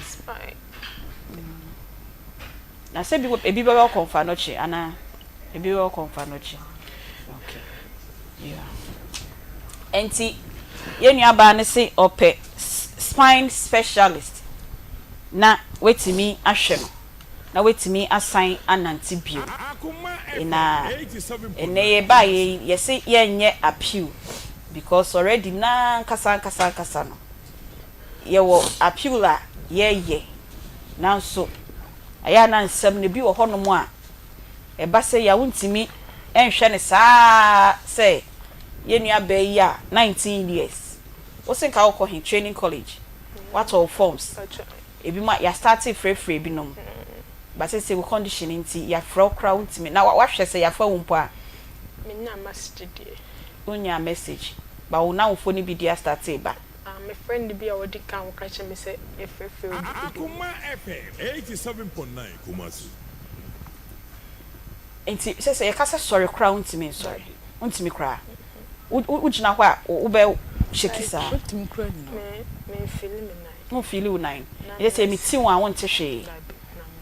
ye de ade bo wa wonte hwe numbness na aya say heavy 9 year heaviness Mami we busuem obi sebi we bubu egu hoda na o papa busuem nso e bibi sa ni ho no ya nya bida o nyini ba no o sa no wa mbofo ma nhwefo mi sisi ampem ho sa okay etie for se na mi si e ka no asem no ene are ho papa na yempese ye beka se ye appeal na minim se ye kenya no aka wakoma wo pese wo boa ye nua bayi na otimi kokonfa nochi minim se konfa nochi de specialist e wo ho te se ne bi wo enkran no ye de ba konfa nochi na konfa nochi fo ka se ye fa nkran na o de be wa brewe hu wa bre kakra e be mu asori no wa kofie wate ye be wie sise ya wai wa bre watena ho ache nti we ye ma ne ntena ho nche bebrebe bia biom nti wo pese wo boa ye nua bayi a 0530 507 849 0530 507 849 de odi bebre ye bia se ne ayetie fo ye no ye de be ma wo mu na omu de to na mo e de akọ ayaresabia na ya hwese nyame nti ye nua bay ebetimi asan ejina ne na so biem belu chimpacho sign fa ne picture no sign fa to so biem e fa mame say ena na ositie ena say 19th of August ya o tie bi obekasa watena fia che da bi bosumi mienu ye mu ena dakoda boni makwa adwuma ba afa die me system ye me ya me nan mu ye me ya eno ano no na ye nua bay yetimi obubu egu ho from waist down onte hwe wutina onte okana onte jese wakwa hospital blade cry chana na nso hye cry hwe egu na ye na ham wante na blade ni nyina onte hwe from waist down the broni beka say wa paralyze but o se onte na wheelchair mu because of why o se the 89 person bet na wheelchair mu same situation here temper Akoma FM 87.9 yet permanent it is all na wheelchair ni ma na e chese wo ye den person me did too so person me dia too on person obegia too but ye pejao dia wo ye okay o pay no see be pejao because when him say with time wo be nante nti etiefo so ye nua ba betimi anante a ejina me no mienu eso ya hwefo so ye nua ba betimi anante a ejina me no mienu eso omo de omo MRI report ni nyina be kire ye chese omo kwaji ekutwae na omo antoa so because doctor ne ka say at that time na omunhu de na eye no e na omo se ne mon discharge me e na omo a e ma ye discharge yo mtinya hospital e na discharge yo but omo chini no mehu se mo abie ni ba bia biem e wo se omo nsan enko hospital na omo nko toa so ne ehwe se nyame ya adom a obetimi ejina ne naso manu susimi na so pa Paulina se wokọ hospital na doctors ne hwe reports now reports scans x-rays ahodo abaye nyina na omo ka say this is how you be for the rest of your life abede massa but if it does happen obede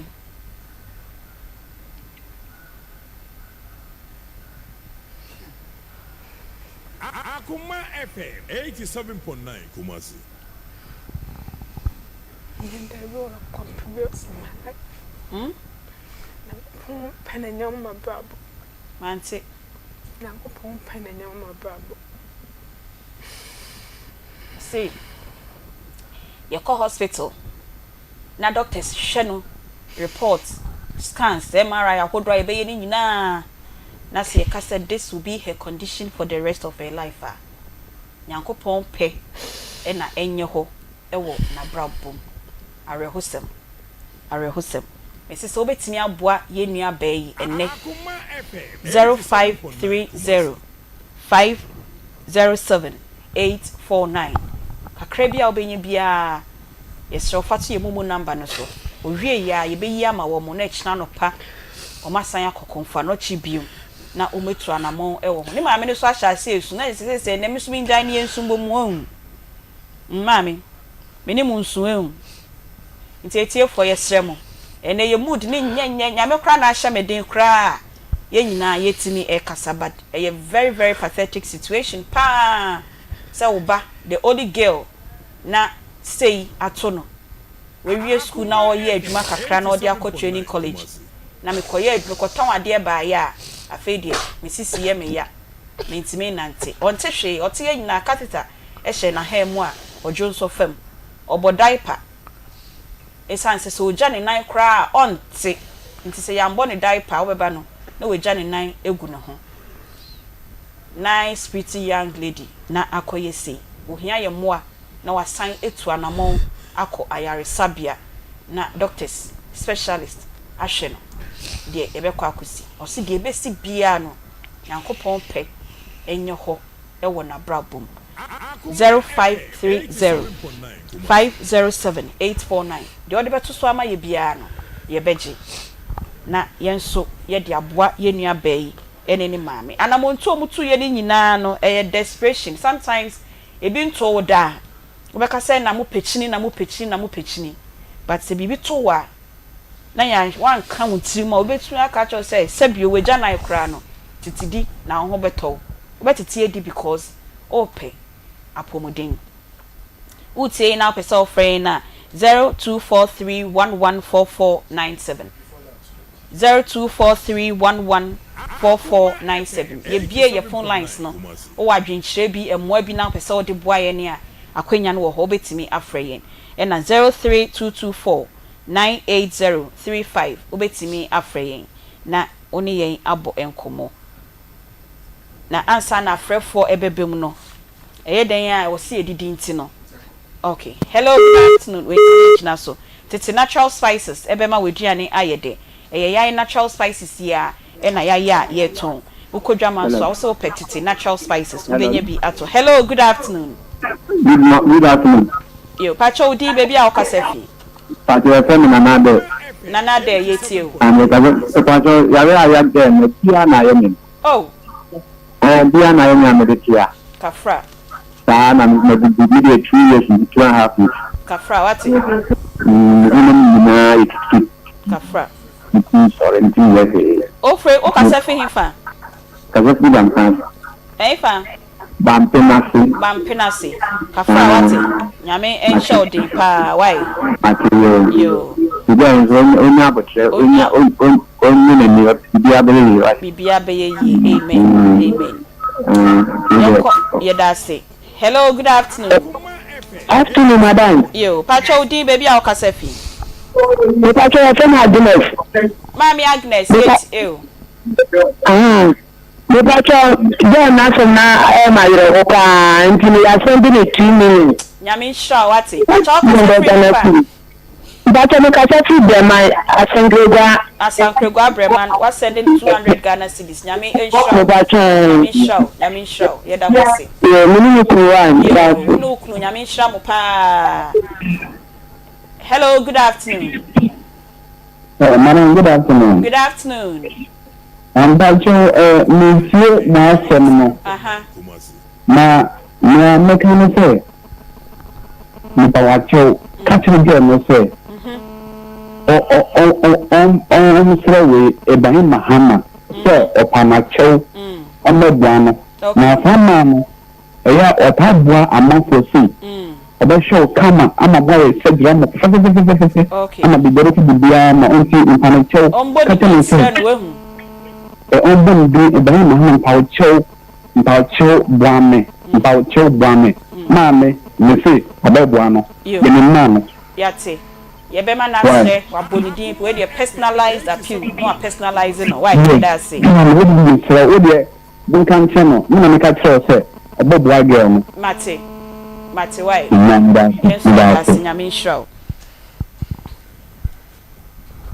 hello good afternoon yo pacho di baby Akoma FM okay pacho me dey mami na me ya ba na say me na oh so na me so me was similar symptoms by grabbing a boy and me no ye I said then event me no cause ka me no say go me ye no happen me until me say me so me prescribe say dia but me am no e ma prescribe or inti hold on na producer no nkasa behind the scenes why inti hold on why okay all right hello good afternoon good afternoon afternoon. Me paso me fresh Accra. Okay. Sister na mo di stress here. Ya na ye me ba Sophia. But Capra was free. Second one is a fire metriba. Oh. Metriba ni ye di chisa ye na ye dia and 6 years ni. Na me the 1 year penny Sophia de ni ye. Oh. Me di chipa. But no more be hospital baby but women dey na koso obi no training second chance we see omuye to moja first me dey me tin no ma bia since say na me chinchi ma brenti me dey me come dream no but baby o finish share on the TV me share no me see ya we dey brain yes moja no sa ye da se panti ye ma me no etie yes so betimi aboa ye nua ba ya na wa send momo number mo e dia to momo e dia to ye number is 0530 507 849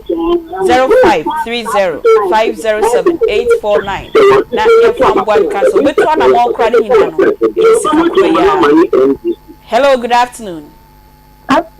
yo pacho udi baby awakasa pacho ma radio ni nkopọ o frey anu ama radio na TV set volume no akofom e di amaye good afternoon. Good afternoon. Yo pacho udi baby awakasa fi pacho ka fi Sofia pacho yeti o pacho ni pese dia to you know dia to Mr. Dia na ko Wenchi hospital Wenchi hospital en Kaseno mpon ko Wenchi Wenchi a Methodist hospital Wenchi yo Wenchi specialist en Kaseno adwuma yo pacho o mutienti de mo kani na o mutieni nyina nyame nhira mo why yo wentimi engina so sanya ye kan ye sie nuaba no nasem na ye yareho wo pesa wo na 0530 507 849 na anamuntu a obetu no ni nyina eyisikasem ya ma me no so oton panties but ne ba ne situation ni tese wontimi nko e de mosia abo e na omode ehwe omo good afternoon yo pacho di baby a okasefi but if I'm program okasefi kaswa me pacho yeti o pacho na me imagine journey say moko to na doctor ni ka say nya shia mo fan ko spiritual person because it be any anti bisa you find it out na you here no say diabo na it too late so some more katana so them okay me pacho matiwai omoda say spiritual ni de ometu ho anamwa wentimi engina so Pastor Obed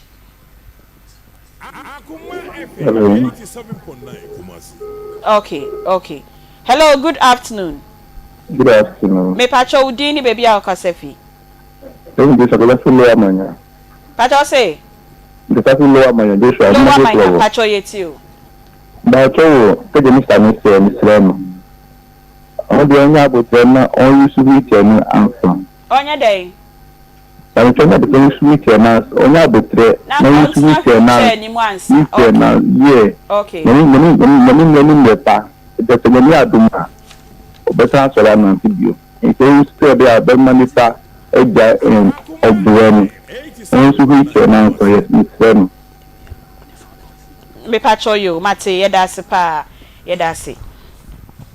Paulina, who school no? Only fraud boys the leader. Only scammers ni bia na omo fraud nko for no bia ndili wo kwan bia so.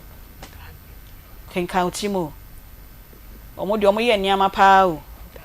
Only fraud guy bia enko be bia. Who school no so wan fa obi ampa boa nhye. Oni obi amprempa boa ho bibisa ni ho. Ntade enso e. Se ma de tai hye nkofo mpa boa o on kai bibiasa okay Mati hello good afternoon me pacho udi baby a okasefi from Uncle Bo no Africa so Uncle Bo hu ya ni adumo yo pacho yeti o na me chama gi say somewhere man but you can me actually say ba hospital or aka sprinters also the name ya boss system I don't know when need group yeah that's okay before I be fa call no obi frey okay hello good afternoon me pacho udini baby a okasefi okay me pacho yeti o so mayaro ya yi bida nti me bi kan mama yesusu ya adu ita ya kan ko me pacho ko bi e so ye den mayaro ya yi bida okay ama me ho ato me ma sore na nti kai bi ya bebo amen na still hospital report piano sa na me bi na iti okay sa na we say in spinal cord ni kase ni abdrai ena awe behind the can be nurse for our physiotherapy and a tiasi. Now, the text came I can't. And now, Muja in Africa and Comasi. Mrs. Again, I was told that if you do so, and she will see you now, that is the reason. Muja and issue and near for Sunday one. Anything I want to know. So, what the hospital near share will. Ah, hospital. All right, we patch all your data. We don't call physiotherapy. Hospital. On the massage, and I'm going to do cool casino. Yeah, had the hospital now near very recommended a diamond and the first option into your ho any bemanako. Paulina, your person was sorry because swabre, but that's now be sorry no. Oh, appeal beer, obe touching coffee. So was srewa mo pa iska uhiano. Now see ba koni 9,000 di meboa. But nya ho na ma me so be kobium. Se mo se mo konfa noche. Nti won kofu bia obe bobo mu din asrewa mo say on betimi abeye wo mwa. Omo meye wo mwa. Senia kola ne kan no 87.9 Kumasi. Pende da wochem President John Dramani Mahama. Mission say maybe o tibia, maybe o bia, bia o shemi bia. Mission na so me mwa. Ibrahim Mahama. Mission na say o me mwa. Me hia mwa. Say me hia say o me ba me so abem na me ho atimi atom na meti magina me na so bio. Ti mission say maybe o bia o hwe me bia, bia o timi nka bia. Nda o mo me mwa. Ibrahim Mahama. Akoma FM 87.9 Kumasi. Penifon so I cancel premier. Penifon I cancel premier. Michelle ma Kennedy Japan. Kennedy on hene akompa ko Japan. Ebi o tie bia o heme. O tie ni bia me hye se o mba me sha be no me mmoa. Na mtimi na me na bio. Not me nya o na bio. Ma me mpacho also final words. Watna se acha ye pese sorry. Na yentwa ye komo ya yendi ye hu komo wo dem ha. It also final words na yenye ye presentation bi ma mo na mo twen. Mr. Atiefo se omumwa me. Momo yenya doctor mane eni na iskasem. Omumwa me skam na ja yemfa hwe ne yare no so solina na so bi. Na Mr. Atiefo. Omada Roma. Omumwa me. Yo. Okay. Yeda yenyina ye ho ase. Okay. Yeda yenyina ye ho ase papa yenua bema nyantachi instruments enso se ye ma 1000 Ghana cedis or the eboa owo edu nti nyantachi instruments nyame enhra pa se wonso yenua be one ne maame asemi aka wakoma na wabre 1000 Ghana cedis mesi yenua be na sem aka wakoma se ne ebubu yenya ye wo fie he nyina ya mesrew 0530 507849 0530 507849 ubetimi di usika atoso na yeyi ede ama wo mo na ye ka se ye hu ye nua ba na nasem na ye mobo papa enye de bia na wo se ye besre mo abra ya nkasa nso ye nboa wo mo so atiase ye se ye harvest na se wo ye appeal for funds kra wa wo gina mu na wa appeal ni se nkofo mbeboa no wo fa wo de di kan etum na eno enhye nkofo bi so nkran na omonfa bi embra nti ye akoma mu nsem team ye niska bia da ba bia bosome so ye no the media general e de etua ye ka no ena ye nyina ye yi kakran ena ye de ahye boamu se ye de ma ye maami na onfa wendi kan kokonfa noche na ontu anamon yankasa fa konam konfo bi ho yesi fa ko he konfa noche okwa wo se wo ba no wo be hwe nkasa mu ye wia ye be kire obendra salt se ye ne nurse ni bi e kasa wa kire bebie wo se muko nti wei eye 1000 Ghana cedis ena eye akoma mu nsem ye team ye nyina yagege se ye dey ma na fa koma konfa noche fo na omonhwe nti mpacho wo be sorry na we di kan agi we na me nshira mo pa wono makoma so ade no. Amen. Okay. Yo Nana Victor ye hini ba kwa ye ne no wa ha ona ye head of technical Nana Victor potential from so hini ye ne no wo fie ha say 1 2 3 245 500 Ghana cedis. Eye Nana Victor, head of technical. Ye ne no ewo fie. Head of camera. Yeah,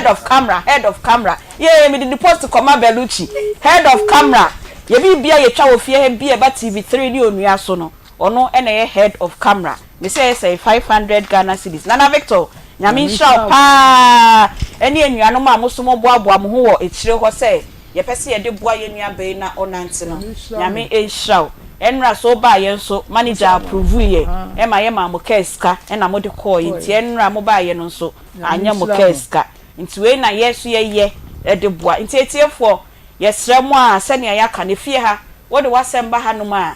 ye hwese ye beboa wo na mo no egusu na eba no yenso ye ne empanyimfo ye manager ne staff e wa ha nyina sam na kan Akoma so much so that ya yesika kakra bosome so ye media general e de ama ye no ena ye yin kakran ne ya boa no a ye de ma ye nuane sanse se onante na osan be ye se ne ote na ochade okọ school na obechade a menya so mfaso obenya so mfaso Ghana ebenya so emfaso enti obetimi de usika no afa ye 0530 507 849 na de bebe bia no ye beyi di aka de yaye no studio ha sei no na ye di ama omo na omo di akọ konfanochi na menim se professor Adey Ochi otie yen o hwe yen no ono aso de nani bedi asem ye chi na be bia wo se ye nua be ya doctor specialist wo ho bia ehwe se on betimi aboa no o ma hwe e di aboa no entimi ami nua be ma kwa me frempon wo na ye head of public relations e wo konfanochi we de ye wi a me ame be frel na waboa yen se be ya ye nua be ba protocol bia e wo se mo de ma no na ye hwe ye nua ima ye no doctor for aboa no ahwe no e di amaye ye da mase mo amode mo di aba no ye wi e be bobodi na ya appreciate mo nyina na ye nua no watena se ache nti wo se o sorry nti se wankasa bie mu a na wa sorry se be ya obetimi akọ rest ni sisi no watena se ache ye da sipa Paulina nyame nka ho wate minim se obeba ha bie mu no na ya dance die ena ode eba but no matter what also the will of God should manifest in your life nti die besi bia die bebe bia no fe no ehye ohun kran so ate enye sa okoye ohun bone da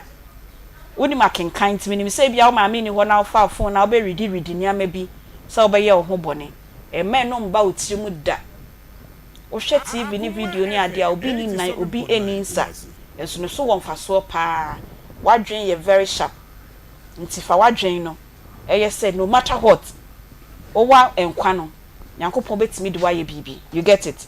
nti we don't pray say you remain like this but in the slightest in whatever situation na say doctors can say this is how it is supposed to be don't give up Yame nam we say so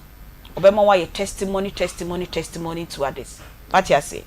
mami nti osu a osusususu enra obesu ya ene wesu ama ye nyina yesu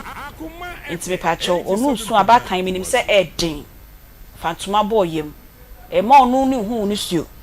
because onu su na usu a na che say all hope is lost but osu a fantuma boyem wonanim na chechire ne re na ni owie na kwa ko sheto kro bi mu na wakosu ho a na wakosu ho se mumienu nyina aka mutiribom na musu a emwaye na aboa ono ankasa so ne health what you say so also onya ahoden kra na said treatment we koso a yetimi aye no esu ni koso bebre na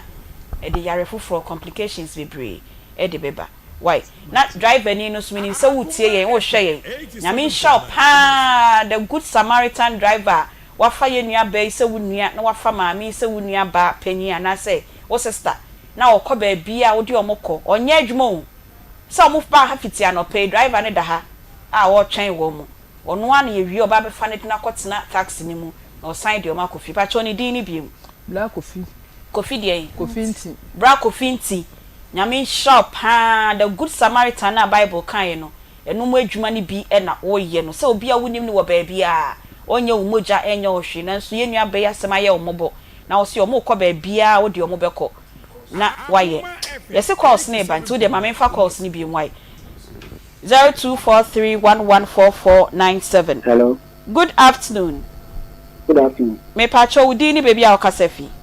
because that's an as my friend Pabsafo. Me pa choma on de so kakra ma me. Ah, friend Pabsafo because that's not mine. Asna sama ni o yetie o. Ah, they tell me that I'm probably a hopa na. Me be to me on. Never me. I'm so on yale me show dan yan we the same thing. Na me na obi bo am se wa nante. Ba ho de member otu na to ko ba bia ba ho de member. Na ka be say yo. Me chiro. Hold on, why not producers no kasa behind the scenes. If you dey so de yem prescribe you dro and ye advertiser into no behind the scenes na ye no wakasa. You ria na yahwe ye de see ye be kokonfa no chi but the nam do don say kwan ana. Good afternoon. Hello, good afternoon. Good afternoon. Pacha odi baby a okasa fi. Hello. Wentimi enjina so a ye be hwe say ojina sunso ene pacho yi ni free so e na fufuro ntimi mbra 0243114497 032249803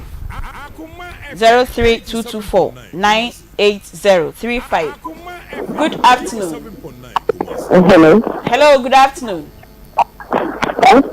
Yo, pacho odi baby a okasefi. Also say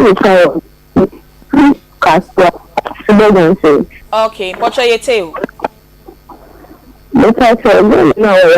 I can't show me so now. You could do. And this one, I see a Moses question. Then I go for that kind of robber by. Amen. Then I want to. Yeah, that's it. Then I don't know that. Okay, you. Hello, good afternoon. 87.9 Kumasi. 0243114497 and 032249803 Good afternoon. Hello. Hello, good afternoon. Yeah, afternoon. Bacho di baby a okasefi. Me pacha me kasafi West Region. Yo, yet you. Yes, I'm Ivan. Pacho you say? Ivan, yo, yet you. Muni abanom we were doing but me chilling kanom kwase me ne ra ho doing papa. Kafra. No ho doing na me here. Me Pacho Ivan no so who here dey? 87.9. Me here again akasa line ne telephone number ankasa. Okay. 80 number we now fry na hold on why na ye no kasa behind the scenes. Ye beje wo number ye ria na ya exchange the contact amount why? Okay. Pacho you. Nti hold on no mo no be kasa na ya je wo number. Very good. Okay, thank you. Okay. Hello, good afternoon. Good afternoon. Me Pacho di baby a okasefi. Me dey bedu me kasafi kunsi. Eja bedu yetie o. Me Pacho dey me aba me tell me na so. Abaya we women na bi odeti ma sane ya je totally minister.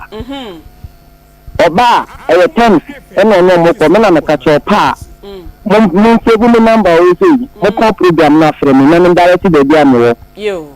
Na mo fa abaya na fa nko. Sa mo ko no ka so be jim ska. Mo san fa me mra. Mo be ko ni pe be bra bodan fo ni na wa chinchin wo. Me ti dey wo be so ni. Okay. Yeah, that's Pacho you. Yes, so betimi aboa ye nua bai na wetu anamon akwa yaresabia umomo no 0530507849 fa bitu so na yenyi enfama wo no mo fentu anamon enko hospital. Good afternoon. Hello, good afternoon. Okay. Me pacha online ni mo ye twitwi kakra gina ye maye.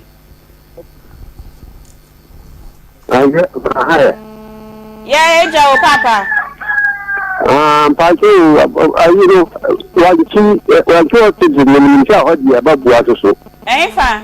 One. And she hold the and okay.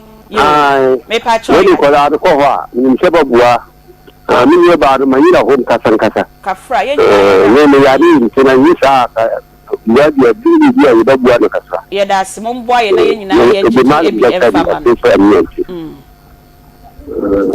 hello, good afternoon.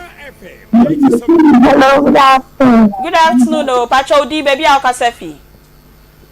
Pacho Odinde sister. Odinde say? Ellen, ye too. na se mo ma ye bo yakopon be fon ya hu amen amen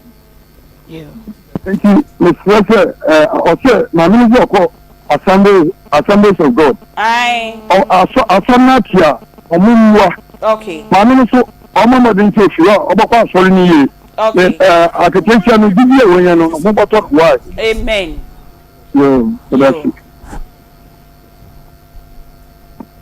0243 Wait me eng naso. Wait me eng naso. Hello, good afternoon. Good afternoon. Hello. Me Frefi Dansoman. Oh, Frefi Dansoman. Pacho yetie o. Yes. Because me pacho mami a okase Frefi Dansoman online ni mu nye. Hello. Hello. Yes, that's my son. That's okay. Aha, o se ye huhu mu asem we. That's okay. Na jina yie kakra na online na ya na ekọ.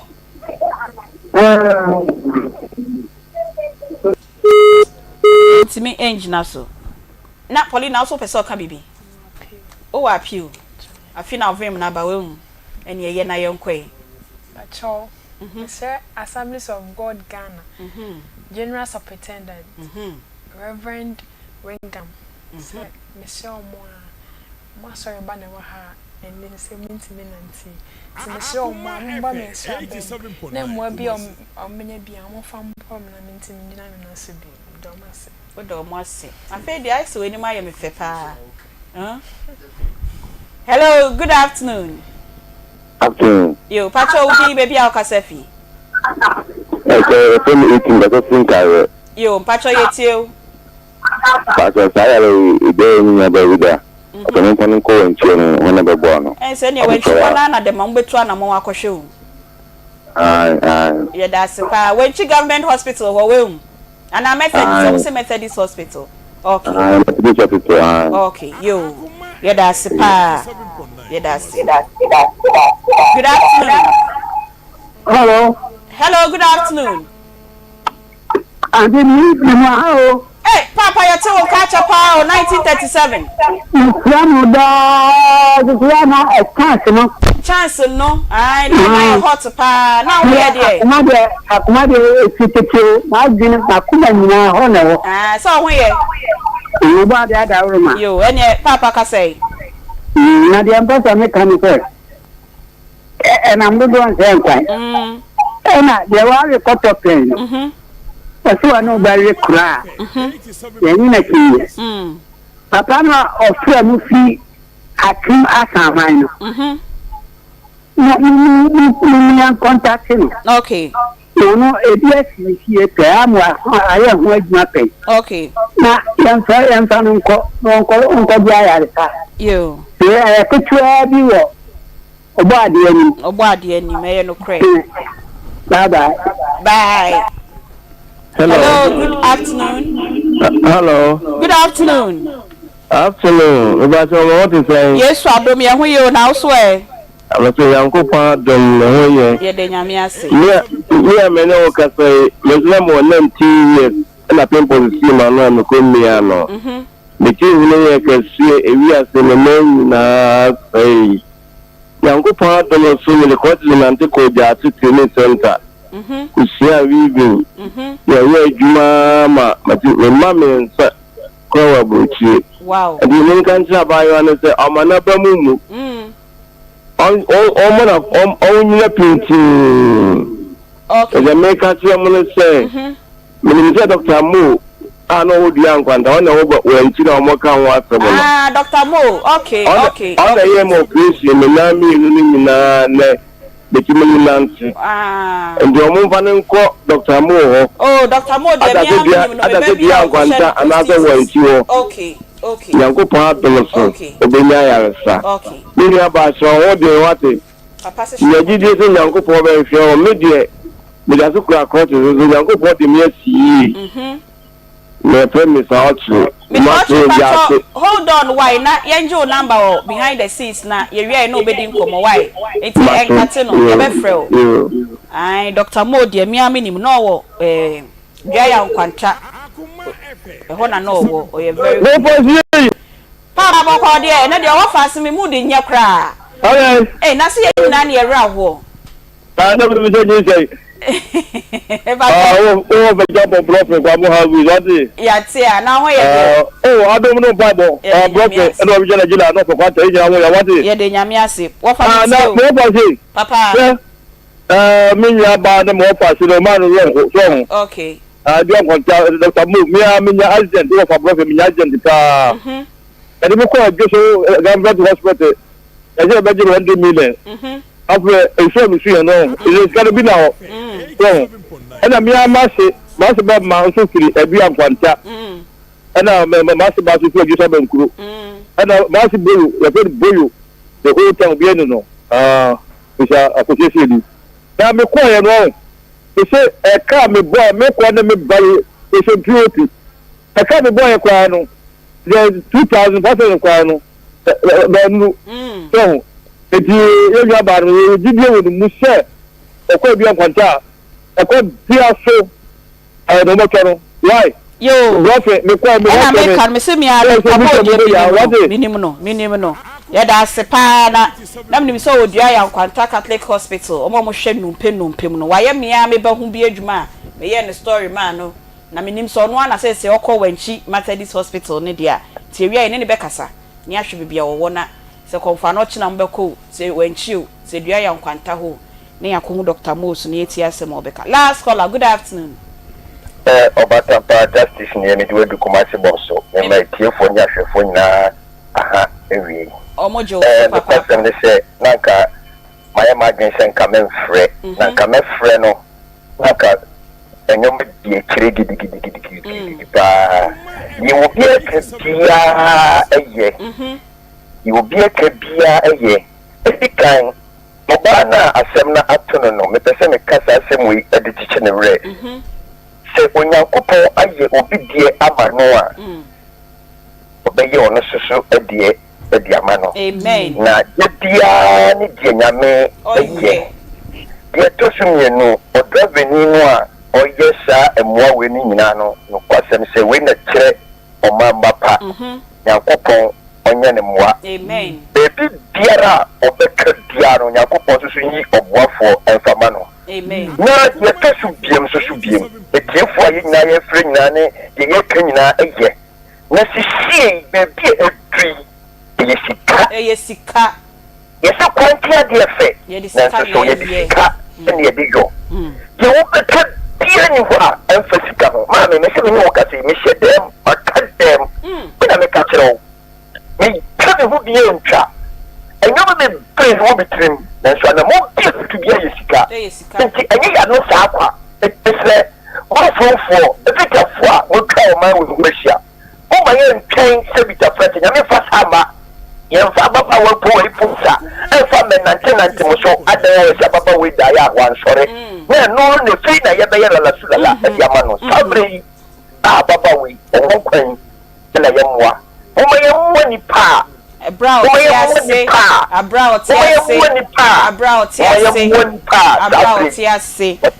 enwum ne be pa to ye be pon wende ne ye bebo umayem bo nipa emra otiase papa nyame hyaw ene ye ne abe me yakano edie kire mafo justice ni makramo ye da se nyame hyaw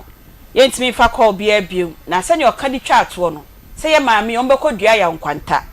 so ombeko wanchi Methodist Hospital se impo ya ha konfa no chi no ombeko ani nyina eye keska enti no kakra bia wo de bebre ye nua ba bia obeso na waje 0530 507 849 0530 507 849 edi ebeba no eye James Agbolevo Akoma FM eno ena ebeba na yenyi fama ye maami na anamontom betu so mo kwa hospital no o metimi etu ede akwa akobua ye nua bai se be ya ono nso obenya na yarisa Yonko Dank Herbal Complex Limited na yonkoje ayarisa dank etu enam yare wanyina titiri syphilis ena gonorrhea omo okumase pechi number 2 omo ben City Life Hybrid School for omo ewo 0266593330 ena 0244017556 kodank way na ekoje ayareshe na ohu ento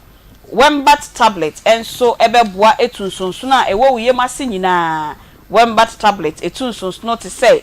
pinworm, hookworm,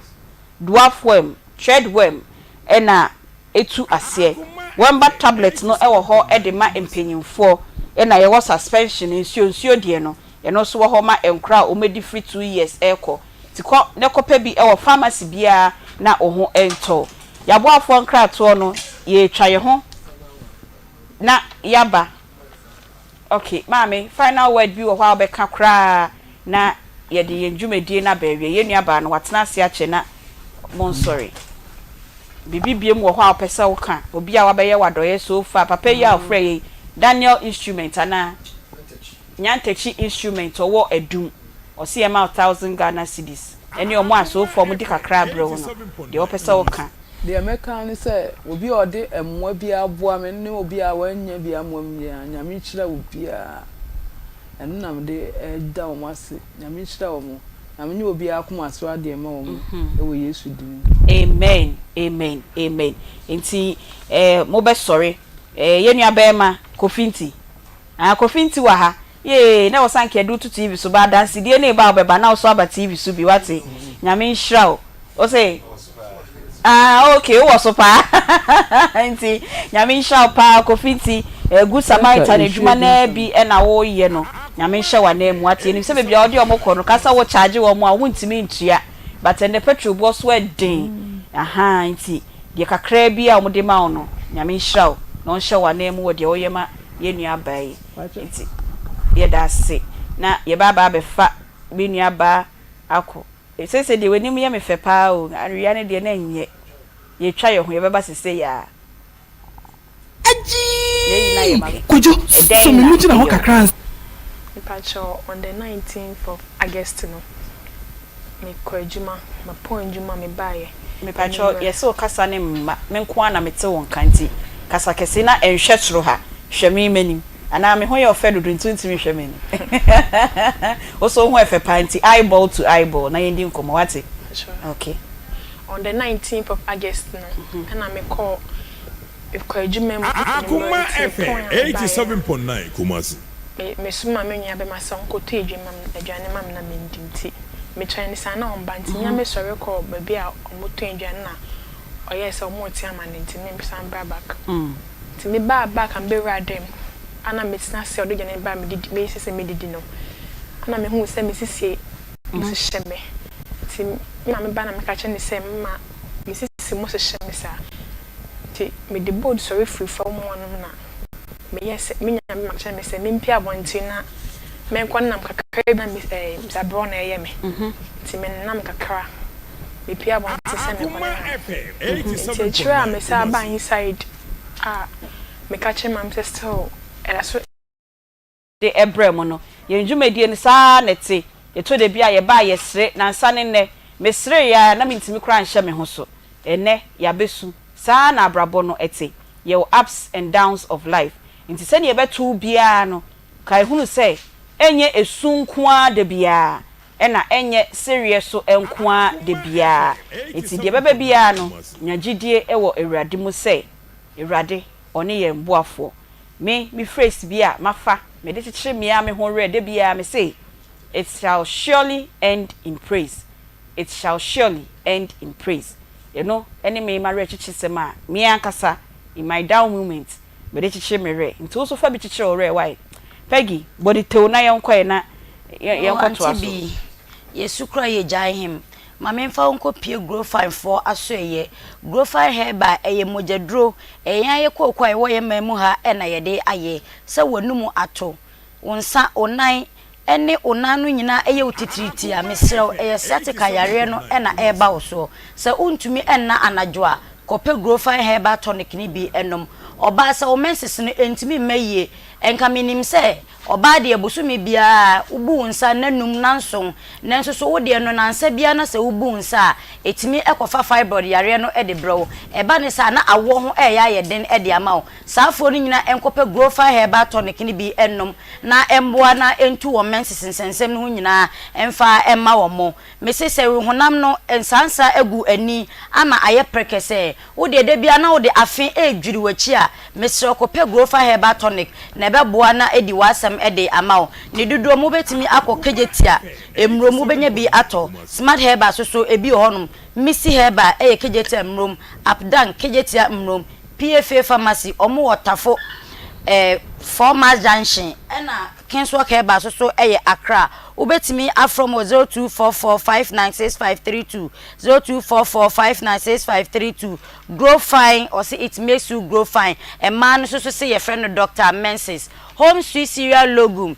tomran wanwaso aba edwaman so mese 30 minutes per first jaso nanum sa wunya wo sugar o milk ne won chin kakra na de fra ene na breakfast no aye ready upe bi ato akopoku trading ebi wo honum Kejetia gate 4 spare parts lane honum store number F3280 Dr. Mensa so oko store number C14 opposite Oson's chemist ubenye bi ato Adum pizza to so spare parts lane honum ebi honum na pampa so for so enko ultimate lane ubenye bi ato KO4 enko addition market ebua kwa offenso atonsu enatano so ebi ewo honum ubetimi afre home sweet cereal logun 4 ewo 024669 7358 0246697358 and 0546921728 0546921728 Shannon since abofra wadi busumi insia eko ebetumi edi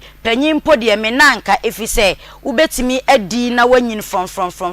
Hematos blood tonic asp pharmaceutical 4 and akofa mojadre edi eba edwaman so se wanumu ato untimi enna najo immune system no ayemre anase opese wedie ene from wo se abofra bi enyin bromo a ene meshow na ni secretary nya Hematos blood tonic eno asp 4 ene de aba eboa ema wedie no eni fine eboa ma ye ne yenumu ato nyina so etimi didi ema immune system no strong ekitanuani no bebre ebini folic acid ena iron 3 se opebi ato a ubetimi akọ ejeso asaman anase ni duduo mu fre asp 4 ewo 0559 408555 0559 408555 Samaritan Villa Resource and Conference Center. Mrs. Watu kwa aba asante mantemu a ope baby ada na wada anan na hode a ene me so for woniche Samaritan Villa Resource and Conference Center. Omo wo Santase Quentin Point so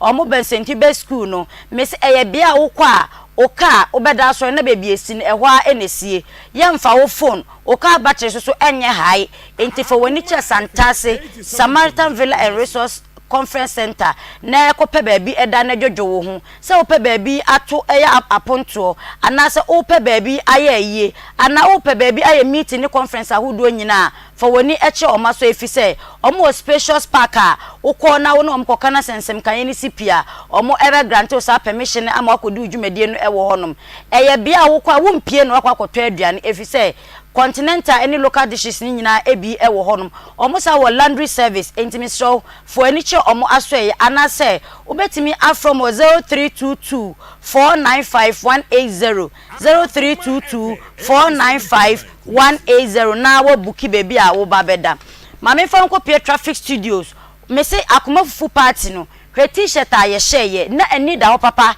traffic for ene print ye se wabofra no ope baby ama na sua nsano dwuma de ene me show tutumi ka fa wani cha anwaga junction omo ben iron bed na ni traffic studios for enkodi nkomo na fa abofra no show nsa na wo be che won adwuma pa mesese wo pesa wo print billboards anase level souvenirs nyina okoma so ya ombe bi e de amount so pesa wo brand books caps anase kasa for wani eche traffic studios na omo be print no ma ye ni efefefefefe e kan su a enye de efedi ni bia for traffic for e 0247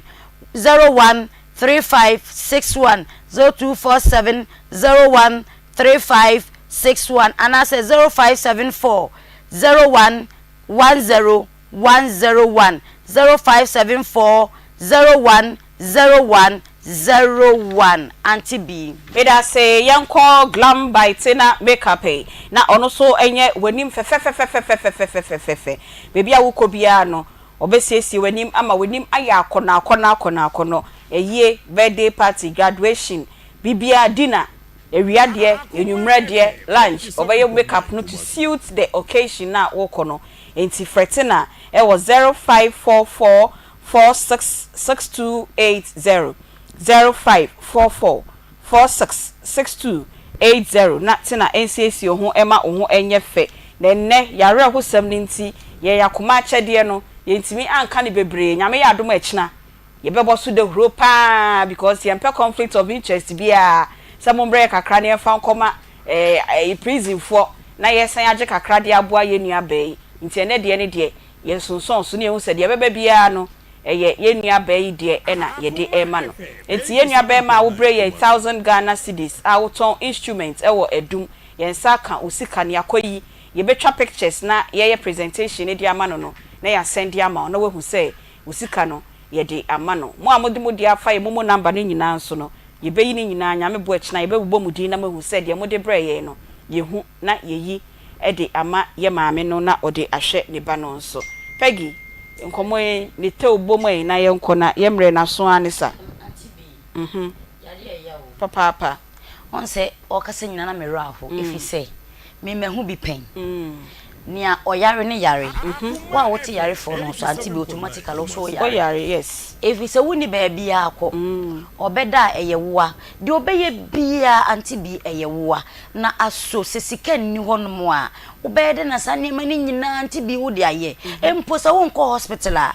na sa wo nko mba obedi o tese so bo diaper de bia ele kan ya fun na asa diaper ge yasemi ye mareho papa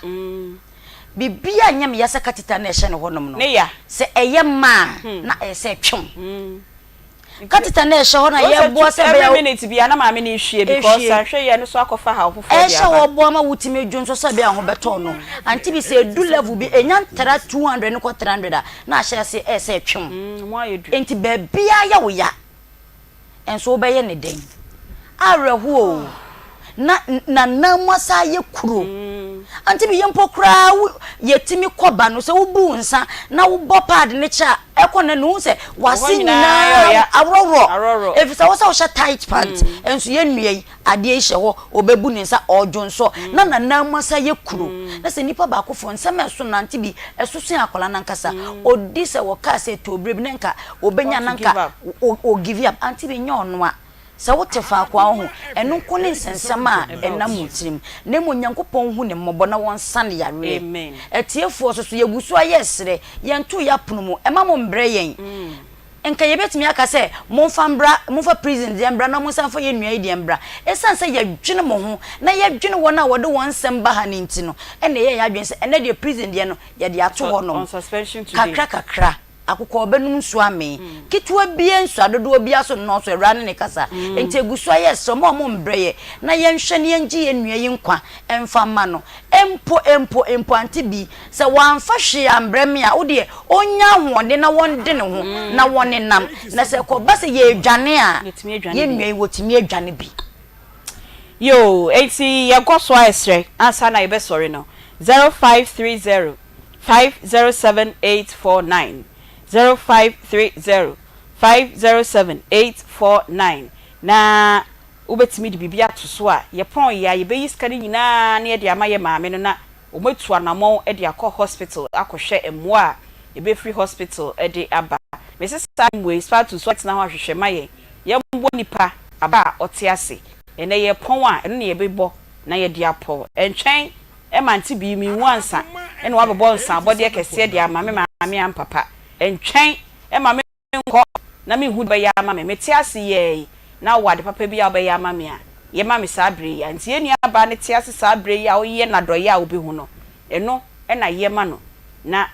ne kra eninje na wo hu se ye nso ye dwen nipa ho ansa na ye be sorry ende dwumedie no so no ye mba bi edi ne birthday erade de afi aka ne mfie ho wenya 3 years eye Ellen Akosua yeboa Ellen Akosua yeboa aha ono no enya asem ketwa enti Ellen akosua yeboa wenya 3 years we efiri wo maame nurse Gifty Bento or Matade Hospital nurse Gifty Bento or Matade Hospital or no papa and almost se me we show happy birthday inti Ellen akosua yeboa enne na wenya 3 years nyame shaw na onye okese na onyi esan bia enfiri wa kwemu na nyini ebeye panyimpa.